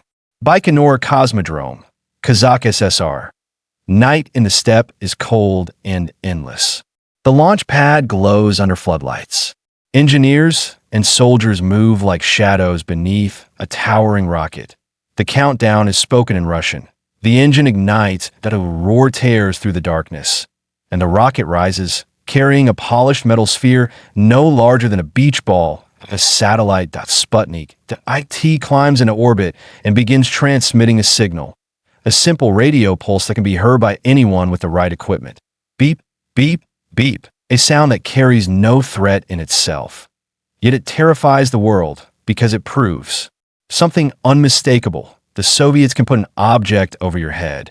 And if they can put a satellite over your head, they can put a warhead there too. October 5th, 1957. Huntsville, Alabama. Von Braun is at home when the news reaches him. The phone rings late, urgent. He answers and listens without speaking, his face tightening as the words spill through the line. Soviets launched a satellite. He closes his eyes. For a moment, he hears the V-2 again, the ignition, the rising thunder, the flame that he hangs up slowly. Outside, the night is quiet. Crickets chirp. A car passes in the distance, but inside his mind, the world has shifted. Sputnik is not just a Soviet achievement, IT is the public arrival of the missile age. The moment the world realizes that the sky is no longer empty. The next day, America panics. Newspapers scream headlines about a red moon. Politicians demand answers. Military officials speak in urgent meetings. Parents look at the night sky and feel fear where there used to be wonder. In Washington, the question is asked over and over. How do we let them beat us? The answer is complicated: politics, bureaucracy, priorities, but the result is simple. America must respond. And suddenly, von Braun's army team is no longer a relic of wartime Germany. IT is an emergency resource. December 6th, 1957. Cape Canaveral, Florida. The Vanguard rocket stands on the pad, slender and white, carrying America's first attempt at a satellite. Cameras are rolling. Officials watch from behind glass. The world is watching. The countdown reaches 0, the engine ignites, the rocket rises inches, then it collapses. A fireball erupts on the pad. Smoke billows upward. Pieces scatter across the concrete. The satellite rolls free and sits on the ground, still transmitting weakly, almost mockingly. Beep, beep, beep. America's failure is public, humiliating, and in that humiliation, the door swings open for von Braun. Late December 1957. Washington, D.C. An Army general speaks sharply into a phone. Get von Braun ready. We're done waiting. Orders move fast now. Funding appears. Restrictions vanish. Von Braun is told, simply, you have the green light. He listens, expression controlled. But inside, something burns, because this is what he has wanted for years, the chance to launch into space. And it is coming not through inspiration, but through fear. Back in Huntsville, von Braun gathers his team. He stands at the front of a room filled with engineers, Americans and Germans alike, faces tired but alert. We have an opportunity, he says. And we have very little time. One of the Americans asks quietly, how little? Von Braun answers without hesitation, months. The room goes silent. Then the pencils begin to move. Blueprints are pulled out. Schedules are written. Parts are requisitioned. The machine of American industry turns toward the sky with sudden, desperate speed. Von Braun looks at the chalkboard where a trajectory arc is drawn, a clean curve reaching into orbit. He remembers the first V-2 launch in combat, the flame in the forest, the silent fall. And now, for For the first time, the same power that changed warfare forever might finally be turned upward for something else. But he knows the truth. Even this launch, even this dream, is still part of the same race that a race born from. The weapon he built. January 31st, 1958. Cape Canaveral, Florida. Launch Complex 26. The air is damp and cool, thick with salt from the Atlantic. Floodlights bleach the night into harsh white pools, turning the launch pad into a stage. The ocean beyond is black and restless, waves rolling like distant artillery. A rocket stands upright against the stars, not Vanguard. This one is Army-built, born from Redstone muscle and von Braun's relentless pressure. Its name is Juno I, a modified Redstone with clustered upper stages, an improvised ladder of power meant to do what America has failed to do so far: reach orbit. Wernher von Braun stands behind the safety line with a small group of officers and engineers. He wears a dark coat against the coastal chill. His face is composed, almost still, but his hands betray him, fingers flexing slightly, as if they want to hold the rocket steady by force of will. Around him, the launch crew moves with practice speed. Final checks, guidance alignment, telemetry verification, fueling complete. Every voice on the headset is clipped and tense, like men speaking inside a storm shelter while the storm circles overhead. The world is watching again. But this time, the watching feels different. Not curious, not hopeful, hungry. America needs this. America must have this. The range officer's voice comes over the loudspeaker. T-minus 60 seconds. Von Braun lifts binoculars, eyes fixed on the base of the rocket. The metal skin gleams under floodlights, smooth and cold, hiding the volatile violence trapped inside. He hears the wind push against the structure. He hears the quiet murmur of men counting their breaths. And somewhere deep in his memory, another countdown overlays this one. Piemont voices, German numbers. A launch pad hidden beneath pine trees point two worlds separated by ideology, language, and war, connected by the same fire. T-minus 10. The final seconds feel thick, almost slow. 5. Von Braun's jaw tightens. 3. A hiss of valves. 2. A tremor passes through the pad. 1. Ignition. The engine erupts into life with a roar that slams into the chest like a physical door, a hammer blow of sound. Flame pours outward, brilliant orange-white, turning the night into daylight. The rocket rises, slow at first, then faster. IT clears the tower, climbing straight up, a spear of light punching through the coastal air. Von Braun watches without blinking. N-O wobbled, N-O collapse, N-O fireball on the pad. Just ascent at a clean, controlled climb. And as the rocket disappears into darkness, the sound fades into a distant thunder. Silence follows, the kind of silence that makes men afraid to breathe. Inside the blockhouse, officers stare at instruments. Telemetry lines pulse. Numbers scrolled, and a man calls out stage times, his voice steady but strained. Booster burnout, separation, second stage ignition. The rocket is no longer visible, but it is not gone. IT is traveling on mathematics now. On velocity, on arc, on the thin margin between falling back to Earth and staying above it. Von Braun stands among them, eyes locked on the data, that he knows the physics intimately. He also knows how easily it can fail today. Misfired, a guidance drift at a stage that doesn't ignite, a fraction of a second wrong, and the whole thing becomes another humiliating headline. Minutes stretch, then a voice speaks from a headset, almost disbelieving. We have signal from payload. Another voice, sharper, confirm orbit. Hands move fast over consoles. Men lean closer. Pencils scratch across paper. A technician's finger traces a plotted line. Then, finally, the words land like a gunshot in the room. It's in orbit. For a heartbeat, no one reacts. A S if the sentence is too large to fit inside their minds. Then the room erupts. Cheers. Shouts. Men grabbing each other's shoulders. A few laugh like they've been punched and survived. Von Braun does not shout. He simply closes his eyes for a moment, and the breath he releases is long and quiet. A man letting go of a weight he has carried for years. Explorer 1 is circling the Earth. America is finally in space. Outside, reporters scramble for statements. Flashbulbs pop. The launch site becomes a hive of movement. An officer steps toward von Braun. "Doctor," he says, voice thick with relief, "congratulations."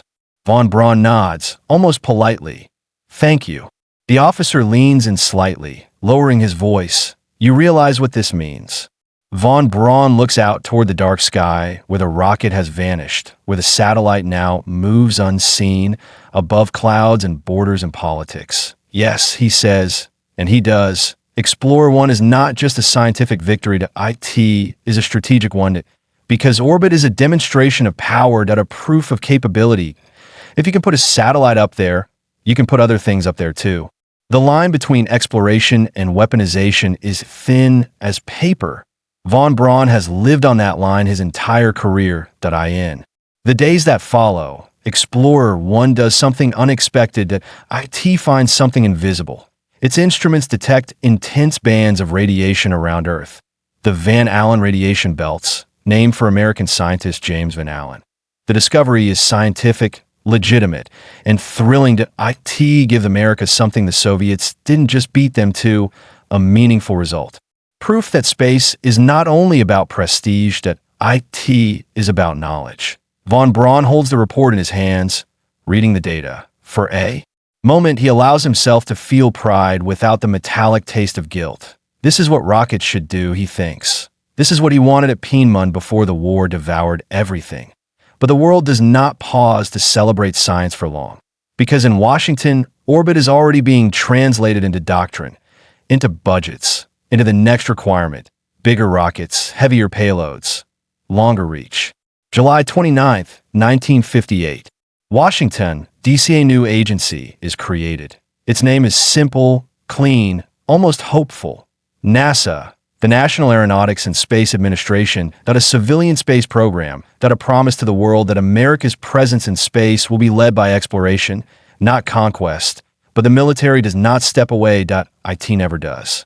Because the Cold War is not fought with speeches alone, that IT is fought with capability. And rockets are capability. Von Braun watches the news of NASA's formation with a strange expression. Part satisfaction, part suspicion that he has seen institutions form before. He has watched them promise lofty ideals and then bend under pressure.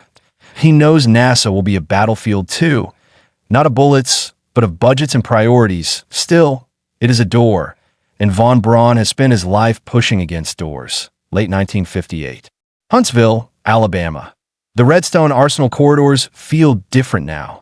Less like a military project office. More like the nerve center of a new age. Engineers talk about multi-stage boosters, orbital mechanics, escape velocity. The words are almost poetic, but always anchored to hardware. Von Braun stands in front of a chalkboard, sketching a rocket profile. Not Redstone. Something larger, something capable of lifting men. He taps the chalk against the board. "We must think beyond satellites," he says to the room. "We must think beyond the Earth." An American engineer raises a hand. "And the Army will let us?" Von Braun smiles faintly, the expression thin and knowing. "The Army will do what it must," he says. "And so will we." Because he understands the truth, Explorer 1 was only the beginning. The rockets will grow, the stakes will grow, and the same man who watched the first V-2 launch and realized he'd changed warfare forever is now preparing to help launch something that could change humanity forever. But the past is not gone. IT never is. IT is built into every bolt, every turbopump, every ignition sequence. A ghost inside the machine. September 16, 1959. Huntsville, Alabama. Army Ballistic Missile Agency. The morning is bright, the kind of Alabama sunlight that makes metal gleam like polished bone. Inside the ABMA briefing room, cigarette smoke curls toward the ceiling fans, mixing with the smell of coffee and hot paper from freshly printed reports. A projector clicks, a slide appears on the wall. A massive rocket profile drawn in clean lines. Von Braun stands at the front, pointer in hand. The men in the room are a mix. U.S. Army officers, civilian engineers, NASA representatives, budget analysts. Their expressions are wary, curious. calculating, because what von Braun is proposing is no longer just a missile, it's a giant, but a booster capable of lifting payloads measured not in hundreds of pounds, but in tons. A rocket that could one day carry a human being beyond Earth orbit. He taps the lower section of the diagram. Clustered engines, he says. Proven technology. Redundancy. Reliability. An officer leans back, skeptical. How big are we talking, Doctor? Von Braun's answer is calm. Big enough to go to the moon. The room goes quiet. Some men shift uncomfortably. Others stare harder, as if the words themselves need verification. The moon, not a battlefield, not a target at a destination. And yet everyone in that room understands the unspoken truth. If America can build a rocket that can reach the moon, it can reach anywhere. The Cold War drives everything now. In 1959, the Soviet Union has already scored more victories. Luna 2 impacts the moon. Luna 3 photographs its far side. Each achievement is a headline, a political weapon, a demonstration of industrial and scientific might. In Washington, prestige is no longer a luxury. It is a strategic necessity. The question becomes, how does America win space? Von Braun has an answer. Build the biggest rocket and fly it first. October 1st, 1958. NASA had been born. But NASA is still young, still assembling itself from pieces of older institutions. And one of the most important pieces is sitting in Huntsville, Alabama, von Braun's team. They're not yet NASA employees. Not officially. They still wear the stain of their origins, German accents, wartime history, Army command structure. But they're also the most experienced large rocket engineers in the United States. That reality begins to outweigh every political hesitation. November 1960. Huntsville. A decision comes down. Von Braun's organization, the Development Operations Division, will be transferred from the Army to NASA. It becomes the heart of a new center, the Marshall Space Flight Center. The name is clean, American, heroic, but the work inside remains what it has always been: rockets, engines, guidance, and the constant battle between ambition and physics. Von Braun walks through the new facility with NASA officials, his posture straight, his voice controlled. An American administrator gestures at the bustling floor. This is it, he says, the center of the space program. Von Braun looks at the rows of engineers, the drafting tables, the test stand. He nods once. Yes, he replies, but inside he feels the same sensation he felt at Peenemünde decades earlier, the sense that he is standing at the edge of something enormous. The difference is that this time, the world is cheering, not hiding, not whispering, cheering. May 5th, 1961. Washington, D.C. Alan Shepard ride a Redstone rocket into space. 15 minutes, a short suborbital hop. But the images are electric. An American astronaut, an American rocket, an American flag in the sky. Von Braun watches the footage later. Expression unreadable. That rocket, he knows, is the descendant of the weapon he built, the same engineering bloodline. Now carrying a man instead of explosives. He feels pride. And he feels the old, familiar unease because the rocket doesn't care what it carries, only that it flies. April 12, 1961. Soviet Union. Yuri Gagarin goes into orbit first. Again, the Soviets win the next round. And in America, the pressure becomes unbearable. President John F. Kennedy demands a response that will not merely match the Soviets, but surpass them. May 25, 1961. U.S. Capitol. Kennedy speaks to Congress. His voice is steady, his words chosen carefully. I believe that this nation should commit itself to achieving the goal, before this decade is out, of landing a man on the moon and returning him safely to the Earth. The statement hits the world like artillery. The moon landing is no longer a dream. It is a deadline. Von Braun hears the speech in Huntsville. He sits in silence afterward, hands folded, eyes fixed on nothing. His deputy breaks the quiet. Well, the man says, half in awe, half in dread. There it is. Von Braun nods slowly. Yes, he murmurs. There it is. Because Kennedy's words have just transformed von Braun's work into the largest engineering effort in human history. And it has also ensured something else. The rockets will grow beyond anything Pienmund ever imagined. The program that emerges is Saturn out of a family of launch vehicles, Saturn I, Saturn IB, and finally, the monster, Saturn V, that a rocket taller than a skyscraper, capable of generating a force that dwarfs every previous machine. Its first stage will burn RP, one kerosene and liquid oxygen, powered by 5 enormous F-1 engines. Each engine alone produces more thrust than the entire V-2 program combined could have dreamed of. Von Braun studies the early engine test data, like a surgeon reading a patient's heartbeat. The numbers are beautiful and terrifying, because at this scale, failure is not an inconvenience. Failure is catastrophe. 1962. Mississippi Test Facility. A test stand looms over the swamp like a steel fortress. Pipes snake through the structure, carrying cryogenic fluids. The air is thick with humidity and the smell of stagnant water. Engineers gather behind reinforced glass. On the stand sits a prototype engine. Huge, brutal, industrial. The countdown begins. Ignition. The F-1 engine erupts with a sound that does not resemble an engine at all. It sounds like the earth cracking. Flame blasts outward, white hot and roaring, shaking the ground so hard that men feel it in their teeth. The test stand vibrates like it's being punched by a God. In the control room. Gauges. Jump. A technician shouts over the noise. Chamber pressure stable. Another calls out. Thrust nominal. Von Braun watches, face tight. He has seen engines explode. He has seen rockets tear themselves apart. He knows that raw power is useless without control. The engine runs and runs and runs, then shuts down cleanly. For a moment, no one speaks. Then someone whispers, Jesus, because they have just witnessed the beginning of a machine that can lift a human to the moon. 1963. Huntsville, Marshall Space Flight Center. Von Braun stands in a hallway lined with photographs. Redstone launches, Jupiter tests, Explorer 1, Shepard's flight. A NASA official walks beside him. You ever think the official says that you'd end up here? Von Braun glances at the photos. He thinks of Pienmund again. The pine forests, the hidden pads, the SS uniforms, the forced labor camps he tried not to see. He thinks of London, Antwerp, the bodies pulled from rubble. He thinks of surrendering to the Americans, of Huntsville, of Redstone. And now Saturn. He answers carefully. I thought I would go to space, he says. I did not know the path would look like this. The official studies him, sensing the weight behind the words.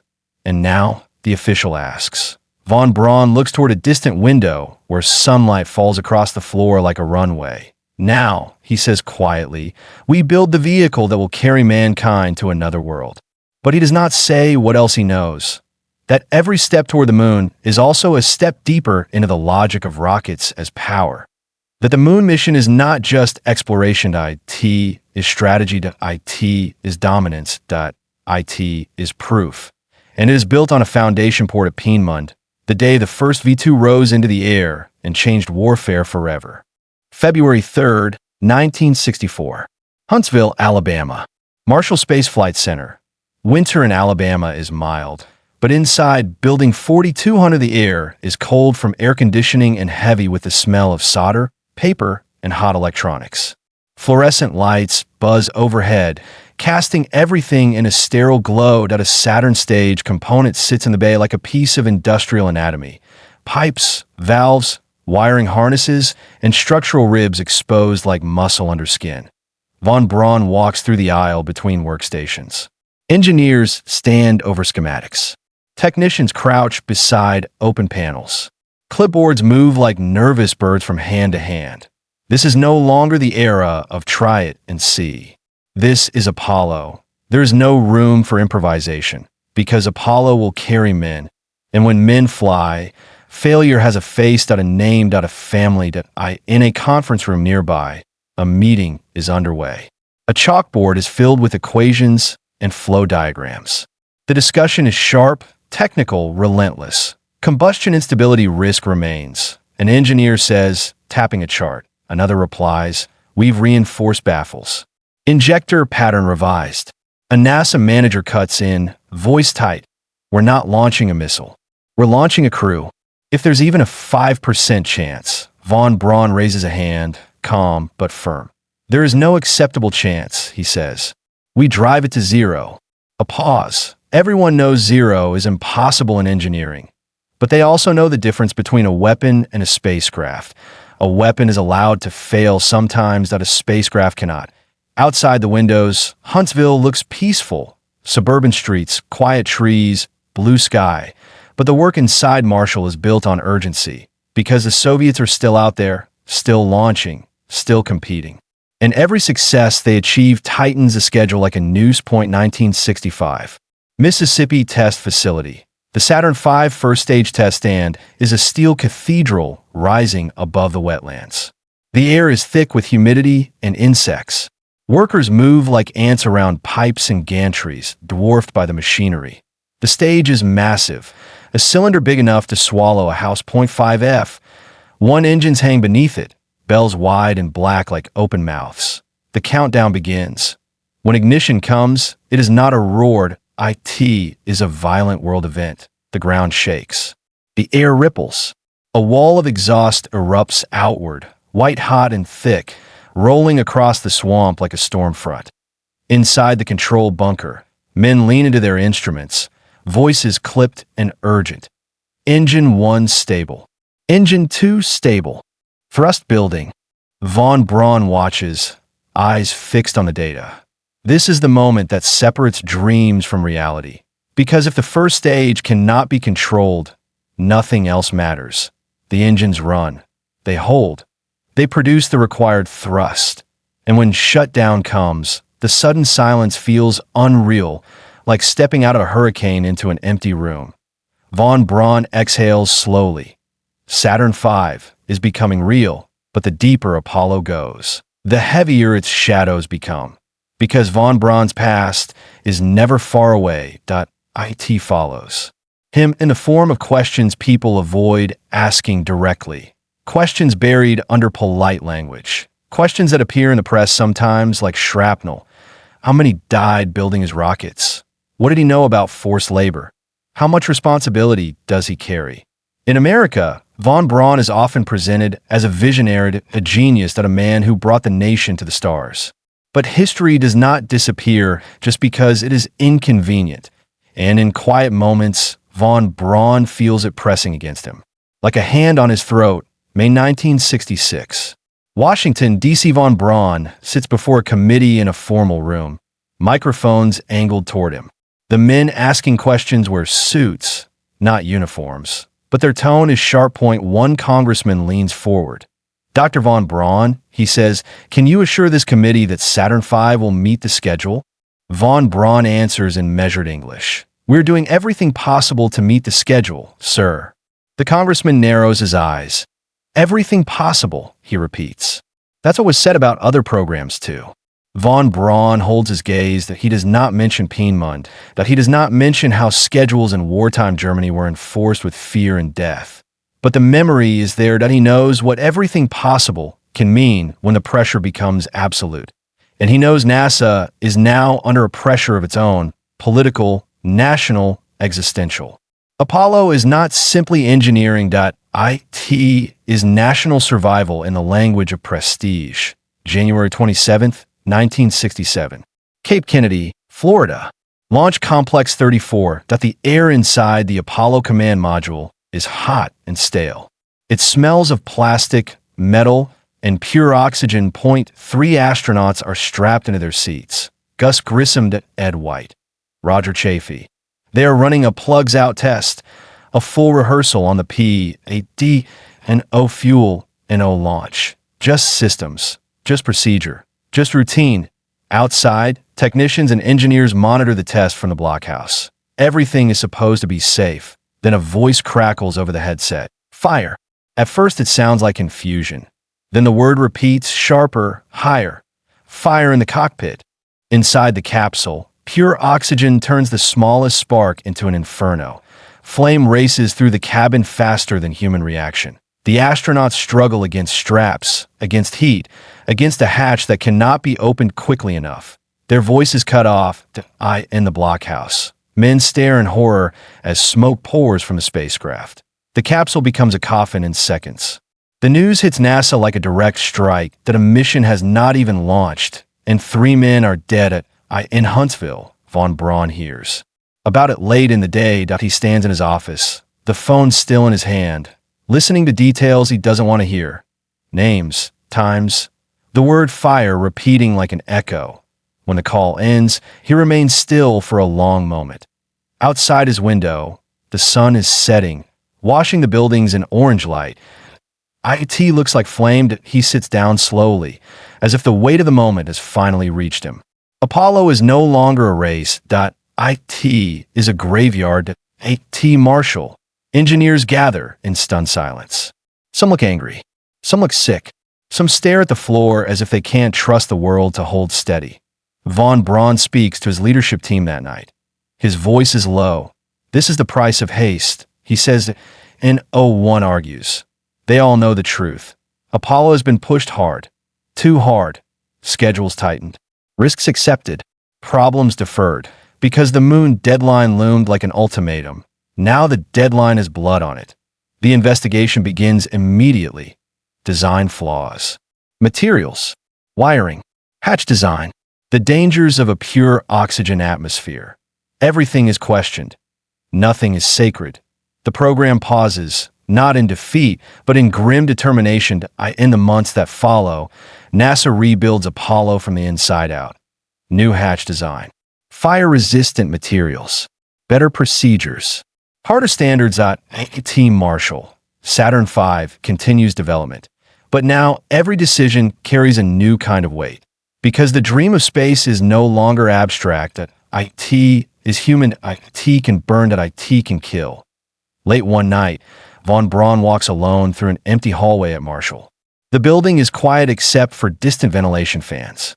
His footsteps echo softly. He stops in front of a display case containing a small model of a V-2. The old shape is there, slender body, fins, pointed nose, that a museum piece now, that a relic.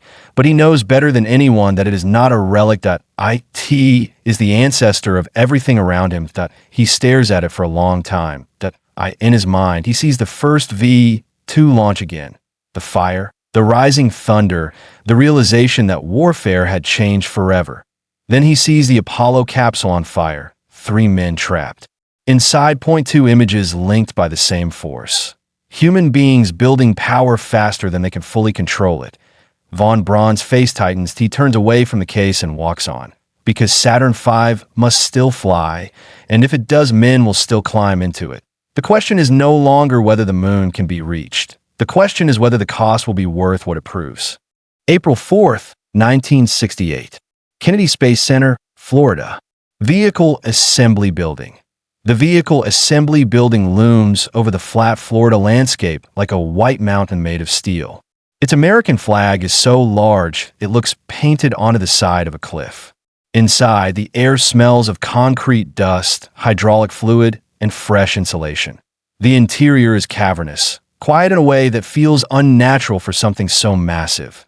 Then you see it, Saturn V standing upright inside the building, a white column rising toward the ceiling, its black roll patterns cutting across the body like war paint. Men look small beside it. Forklifts buzz like insects. Technicians in hard hats and white coveralls move around platforms, checking seams, connectors, wiring. The rocket skin is smooth and cold, but everyone here knows what it contains. Enough energy to shake the Earth. Von Braun stands with a NASA official near a viewing platform. He watches the rocket as if it's a living thing. The official speaks quietly, almost reverently. Hard to believe this is real. Von Braun doesn't look away. It is real, he says, and soon it will fly. His voice is steady, but inside him the memory of Apollo 1 still burns like a hidden ember. The moon is no longer a clean dream. IT is a dream with ashes in it. May 1968. Cape Kennedy. Launch Complex 39. The crawler transporter moves at a walking pace, carrying Saturn V from the VAB to the pad. The machine is enormous, a moving platform with treads like battleship chains. The ground trembles faintly as it passes. People line the route, watching as if they're witnessing a procession. This is not a rocket being moved at IT is a monument, that a national statement made of steel. The sky is bright, the Florida heat thick, and the rocket gleams white against blue. Von Braun watches from a distance, hands clasped behind his back, that he has moved rockets before, under camouflage nets, under secrecy, under SS oversight. Now the world watches openly. That openness feels strange, almost dangerous. The mission is Apollo 7 first, a crude test of the redesigned command module in Earth orbit. Saturn V is not used for Apollo 7. But the success of Apollo 7 in October 1968 is a turning point. The spacecraft works. The crew returned alive. NASA breathes again. And then the next step comes fast, because time is running out. The decade is running out, and the Soviets are still a shadow behind every decision. December 21st, 1968. Kennedy Space Center. Launch Complex 39, about the night before launch, is cold for Florida. The pad is lit by floodlights, turning Saturn V into a glowing pillar against the dark. The ocean wind carries salt and the distant sound of waves. Inside the astronaut quarters, 3 men prepare.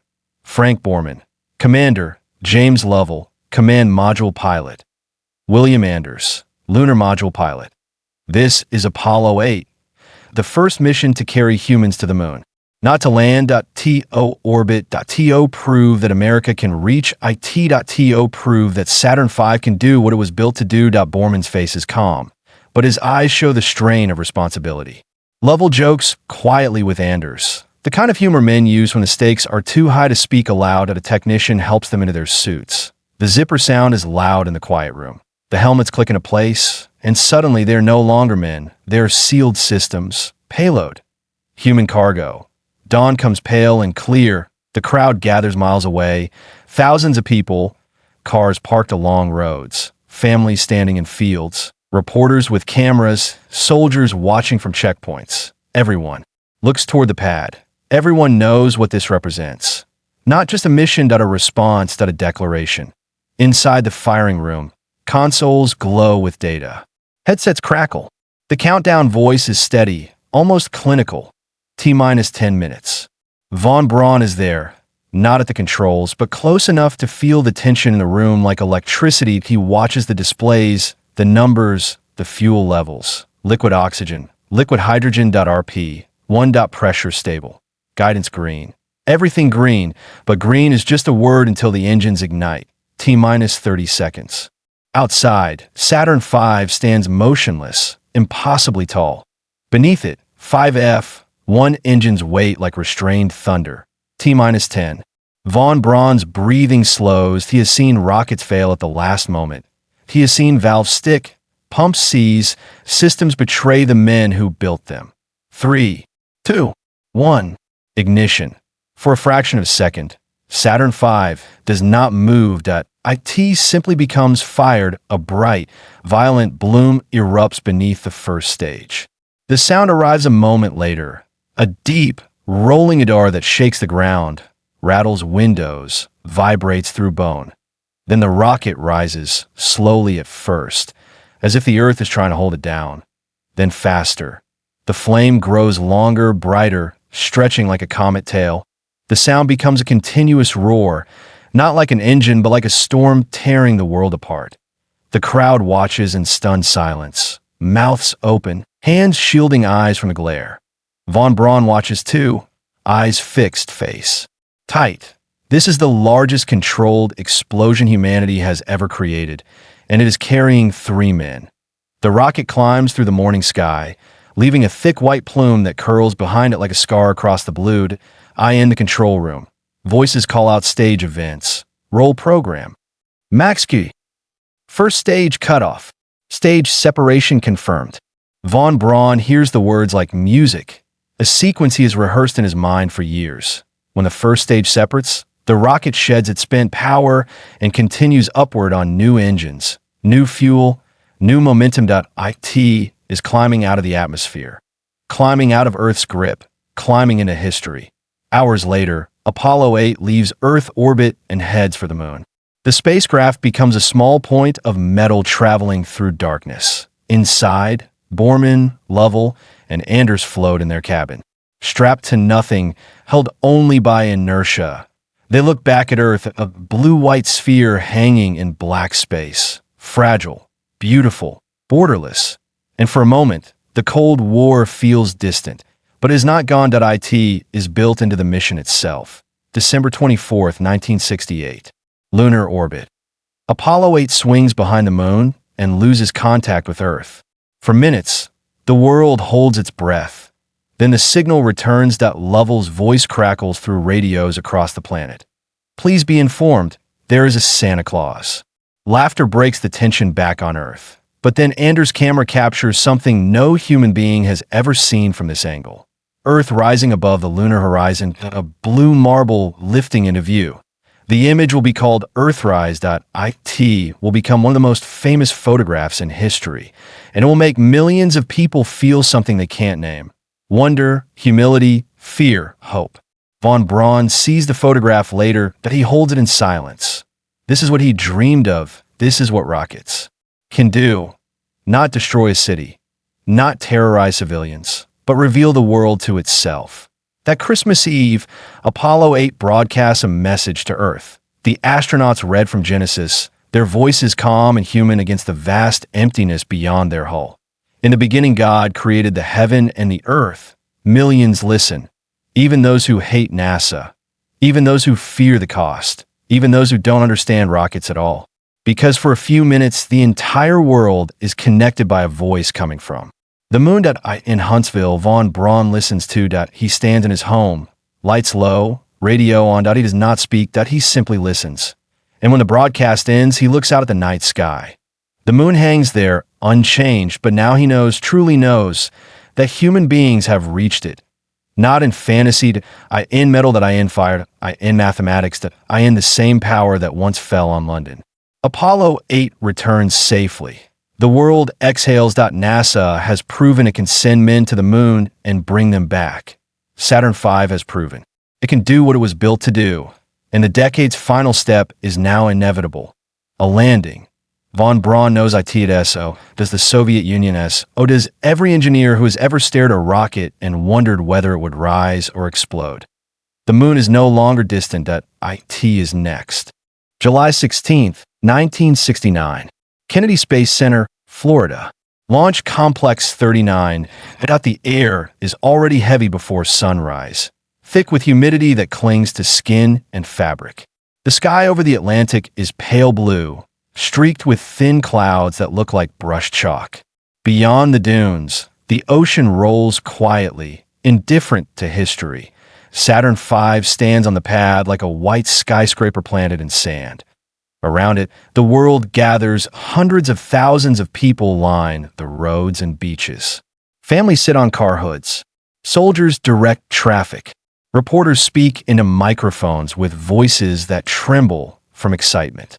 Cameras point upward like rifles aimed at the sky. Inside the operations and checkout building, 3 men prepare. Neil Armstrong, commander; Buzz Aldrin, lunar module pilot; Michael Collins, command module pilot. Their movements are calm, practiced, almost ritual. Suit checks, pressure seals, glove fittings, helmet locks. Armstrong's face is unreadable. Steady, quiet, the kind of composure that makes other men nervous because it looks like he's already accepted whatever comes. Aldrin talks more, focused energy, the edge of intensity in his eyes. Collins smiles faintly, but it doesn't reach his full expression because he knows his role. He will go to the moon and orbit alone. Von Braun is not on the launch pad. He's inside the world behind it. The NASA machine that makes this possible that he watches from. The firing room, surrounded by consoles and headsets, voices clipped and technical. But even here, behind glass and instrumentation, the air feels charged because this is the moment everything has been building toward. At a decade of deadlines, at a decade of Soviet pressure, at a decade of redesigns, failures, deaths, and triumphs, at a decade built on a foundation poured in the pine forests of Germany. Now the ladder reaches the moon, and the world is about to climb it. The countdown reaches its final minutes. T-5. Fuel stable. Guidance green. Weather acceptable. Von Braun watches the numbers, but he also watches the faces of the men around him. N01 is joking today. N01 is smiling. They have all seen what fire can do. They have all seen what rockets can take. T-minus 10 seconds. Outside, Saturn V is perfectly still. Then ignition. The F-1 engines bloom beneath the first stage, a bright white-orange fury that floods the pad with light. For a heartbeat, the rocket holds, restrained by physics, by weight, by Earth itself. Then it begins to rise, slowly, majestically, a moving tower of fire and thunder. The sound hits the crowd like a physical, rolling across miles of coastline, shaking car windows, rattling ribs. People cheer. Some cry. Some simply stare, unable to process what they're seeing. Saturn V climbs, trailing a thick plume that curls and expands like a storm cloud. IT is not just a launch. IT is a statement to the world. America will not be beaten. In the firing room. The callouts come fast. Roll program. Max Q. Stage 1 cutoff. Separation confirmed. The mission is named Apollo 11. And now it is on its way. Days later, the spacecraft enters lunar orbit. Michael Collins remains in the command module, circling the moon in solitude, a lone human moving through blackness. Armstrong and Aldrin crawl into the lunar module. Its name is Eagle, a fragile, angular machine built for one purpose: to descend to land, to lift off again. Nothing more, nothing less. July 20th, 1969. Lunar orbit. The moment comes. Eagle separate from Columbia. Armstrong's voice is calm as he reports, "The Eagle has wings." Collins watches them drift away, then speaks softly, almost to himself, "Good luck." He is alone now, the most isolated human being in history. Eagle begins its descent. Inside, Armstrong and Aldrin are surrounded by instrument panels, switches, and warning lights. Their helmets reflect the glow of readouts. Their breathing is loud in their ears. Outside the window, the moon's surface rises gray, pocked, ancient. Aldrin reads out altitude and velocity. Armstrong watches the landing site approach. Then a warning light flashes. Point 1202. A computer alarm. Aldrin calls it out instantly. Program alarm. 1202. In Houston, controllers scramble. The lunar module's computer is overloaded. The guidance system is strained. For a moment, the entire mission hangs on a decision made in seconds. Then the call comes back. "Roger. We're going on that alarm." Armstrong doesn't relax. He keeps flying. The planned landing site is wrong. A crater field lies ahead. Jagged rocks, uneven ground. Armstrong takes manual control. Fuel ticks down. Seconds remain. Aldrin's voice becomes sharper, faster. Altitude, velocity. Houston's voices tighten. 60 seconds. 30 seconds. The lunar module hovers, searching for a safe place like a helicopter running out of gas. Armstrong spots a flat patch that he eases it down. Dust kicks up, a gray cloud swirling in low gravity. The legs touch. A light comes on. Contact light. Armstrong's voice is steady, almost quiet. "Houston. Tranquility Base here. The Eagle has landed." In mission control, men explode into cheers, fists in the air, hands shaking. In homes across America, people scream and cry and pray. Across the world, even in nations that hate the United States, millions lean toward radios and televisions, unable to look away, because a human being has landed on another world. Von Braun hears the words in Houston's feed that he stands among engineers and officials, the room erupting around him. But he doesn't move at first. He simply stares at the screen. His mind flashes backward. A V-2 rising through German pine trees, a London street collapsing into dust, a redstone climbing into orbit, a capsule burning on the pad. And now, the moon. He swallows hard. A man who once built weapons for a dictatorship has just helped build the ladder for humanity's greatest triumph. History is not cleaned. It never is. Hours later, Armstrong climbs down the ladder. His boot touches the lunar surface. His voice is transmitted across space, across oceans, across borders. That's one small step for man, one giant leap for mankind. Aldrin follows. They move like slow divers in low gravity. Bouncing gently, careful and deliberate, they plant the flag. They set up experiments. They collect samples. They speak with the President of the United States over radio. And all the while, the world watches their ghostly figures on grainy black and white screens. Not soldiers, not conquerors, explorers, but everyone understands the deeper meaning. This is power. This is capability. This is victory. Back on Earth, in Huntsville, in Washington, in Moscow, men in suits and uniforms interpret the landing through the Cold War lens. The moon has become a battlefield without bullets, but a place where prestige replaces artillery, where the prize is psychological dominance. Von Braun knows this too. He has lived inside that logic since 1944, since the V-2, since the moment he realized warfare had changed forever. Now, the same technology has delivered something else. A moment of unity, a moment of awe, a moment where the world looked up together. Apollo 11 returns safely. The astronauts are heroes. NASA is triumphant. America has won the race, and Saturn V, the giant built on missile foundations, has done what no weapon ever could. It has carried human beings beyond Earth and brought them home. But for von Braun, the victory is complicated. In the quiet after the celebrations, after the parades, after the speeches, he sits alone in his office at Marshall. The walls are lined with photos, rockets, launch pads, astronauts. Earthrise, he looks at them, without smiling, because he knows the truth beneath the triumph. Rockets are still rockets. They can lift men to the moon. They can also deliver warheads across continents. The same ladder that climbed into space can be turned into a spear, and the world he helped create will never go back to the old rules. Not after the V-2, not after Saturn V, not after the sky became a battlefield. April 13th, 1970. Houston, Texas. Manned Spacecraft Center. The room is dim, lit mostly by console screens and instrument panels. Cigarette smoke hangs in the air like a low fog. The voices here are usually calm, controlled.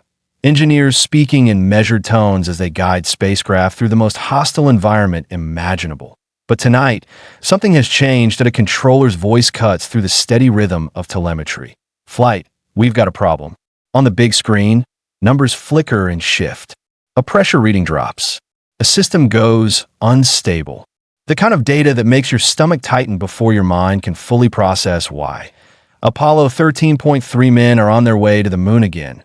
Jim Lovell, Jack Swigert, Fred Hayes, and now their spacecraft is bleeding oxygen into space. In Huntsville, Alabama, von Braun hears the news through NASA channels almost immediately. He is no longer the loud public face of the moon race. That moment has passed, but he is still inside the machine, still connected to every crisis that touches the program. He sits in a quiet office as updates come in, one after another. Oxygen tank explosion. Power loss. Life support compromised. The moon landing is canceled. The mission becomes something else entirely, a rescue. Apollo 13 does not carry the same political weight as Apollo 11. There are no cheering crowds waiting for liftoff. No, global celebration planned for a landing. But the stakes are more human now than ever. This is not about beating the Soviets. This is about three men trying to stay alive. And in that, von Braun feels the old tension return. The sense of helplessness when technology turns against its creators. He has lived through it before. That a rocket doesn't care what you intended. That IT only obeys physics. As Apollo 13 swings around the moon, using it as a slingshot to return home, NASA engineers work miracles in real time, improvising solutions, rewriting procedures, building survival out of calculation and grit. The crew returns safely. The world exhales, not with triumph, with relief. And that relief carries a quiet message. Even after the moon, rockets are still dangerous, still unforgiving, still capable of killing the people inside them. The 1970s arrive with a different mood. The moon landings continue, but the world attention begins to drift. Vietnam dominates headlines. Protests fill streets. Budgets tighten. Politics shifts. The moon is no longer an emergency. That IT becomes, strangely, routine. And in Washington, routine is where funding goes to die. 1972. Washington, D.C. NASA is told that Apollo will end. Saturn V production will stop. The giant rocket that carried men to the moon will become a relic, stored, displayed, dismantled. Von Braun hears the decision with a kind of quiet bitterness. Not anger, not surprise, bitterness, because he knows what it took to build Saturn V, the effort, the cost, the human risk. And now, just as the machine proves itself, the nation turns away. He speaks to colleagues in a hallway after the news breaks. They will not understand what they are ending, he says softly. The younger engineer replies, maybe they just don't care anymore. Von Braun looks at him, eyes tired. They will care again, he says. But by then, it may be too late. Von Braun pushes for new missions at a permanent lunar base, Mars planning, space stations, anything that keeps the momentum alive. But the political appetite is gone. The Cold War remains, but it is changing shape. Less about flags on the moon, more about economics, intelligence, proxy wars. Space becomes something to manage, not conquer. And NASA begins shifting toward a new concept. A reusable spacecraft, a system that can fly often, a system that can be sold as practical, a system called the Space Shuttle. Von Braun supports it publicly, but privately he worries. Not because the shuttle is a bad idea, but because he knows what happens when big dreams are forced to justify themselves in budget meetings. They get compromised, cut down, simplified, turned into something that works on paper, but struggles in reality. He has seen that too deep in the Army, that in every program where ambition meets politics. 1974. Washington, D.C. Von Braun is appointed Deputy Associate Administrator for Planning at NASA headquarters. IT is an office role. Policy, strategy, future vision. Less engines. More meetings. He sits in rooms where men talk about cost per launch and payload capability and public support. He listens. He speaks when needed, but he feels something slipping away. Because Von Braun is not a man made for paperwork. He's a man made for ignition, for test stands, for the smell of fuel and hot metal. Now he is surrounded by carpeted corridors and quiet voices, and he knows he is being moved away from the heart of the machine. May 26, 1972. 2 years earlier, the United States and the Soviet Union had signed the Anti-Ballistic Missile Treaty, a sign that even in the Cold War, both sides feared what missiles could become. Von Braun reads about these treaties with a strange sense of irony. The world is now trying to limit the very thing he helped unleash, not the rockets to space, the rockets to war. The logic of deterrence has become so powerful that nations fear their own weapons as much as their enemies. This is the world after the V-2, to a world where technology outpaces morality, where progress creates danger faster than humans can build wisdom. By the mid-1970s, Von Braun's health begins to decline. He grows thinner. His face becomes more drawn. He tires easily, but he still speaks publicly when asked, still carries the image of the Rocket Man in America's imagination. To school children, he is the man who helped reach the moon. To historians, he is a complicated figure. To some, he is a visionary. To others, he is a man who made bargains with evil and never fully paid for them. Von Braun knows all of these versions exist, and he knows none of them are complete. June 16, 1977. Alexandria, Virginia. A quiet suburban neighborhood. Birds and trees. A warm summer afternoon. The kind of peace that feels almost unreal compared to the decades of war and rivalry that defined his life. Wernher von Braun is dying of cancer. He is 65 years old. He lies in bed, surrounded by family. The room is dim, curtains half drawn on a nearby table. There are photographs, rockets, launch pads, the moon, astronauts smiling in suits at a life measured and fired, a life measured in distance conquered, a life measured in consequences. He speaks softly, voice weak. His son leans closer to hear. Von Braun's words are simple. We did what we could. It is not a confession, not an excuse, not a triumph. Just a statement from a man who spent his life building machines that changed the world faster than the world could change itself. When he dies, newspapers print obituaries that call him a pioneer of spaceflight. NASA issues statements of respect. Engineers remember him as brilliant, demanding, relentless, and yet the shadows remain. Because his story cannot be separated from Piedmont, from middle work. from the forced labor that built the first ballistic missiles, from the civilians who died under V-2 strikes, from the moment in 1944 when a German scientist saw the first V-2 launch and understood he'd changed warfare forever. Years later, the world will still live inside that change. Every ballistic missile test, every rocket launch, every satellite overhead, every war fought under the threat of distant, unstoppable fire. The V-2 was the first crack in the old rules. Von Braun helped make it.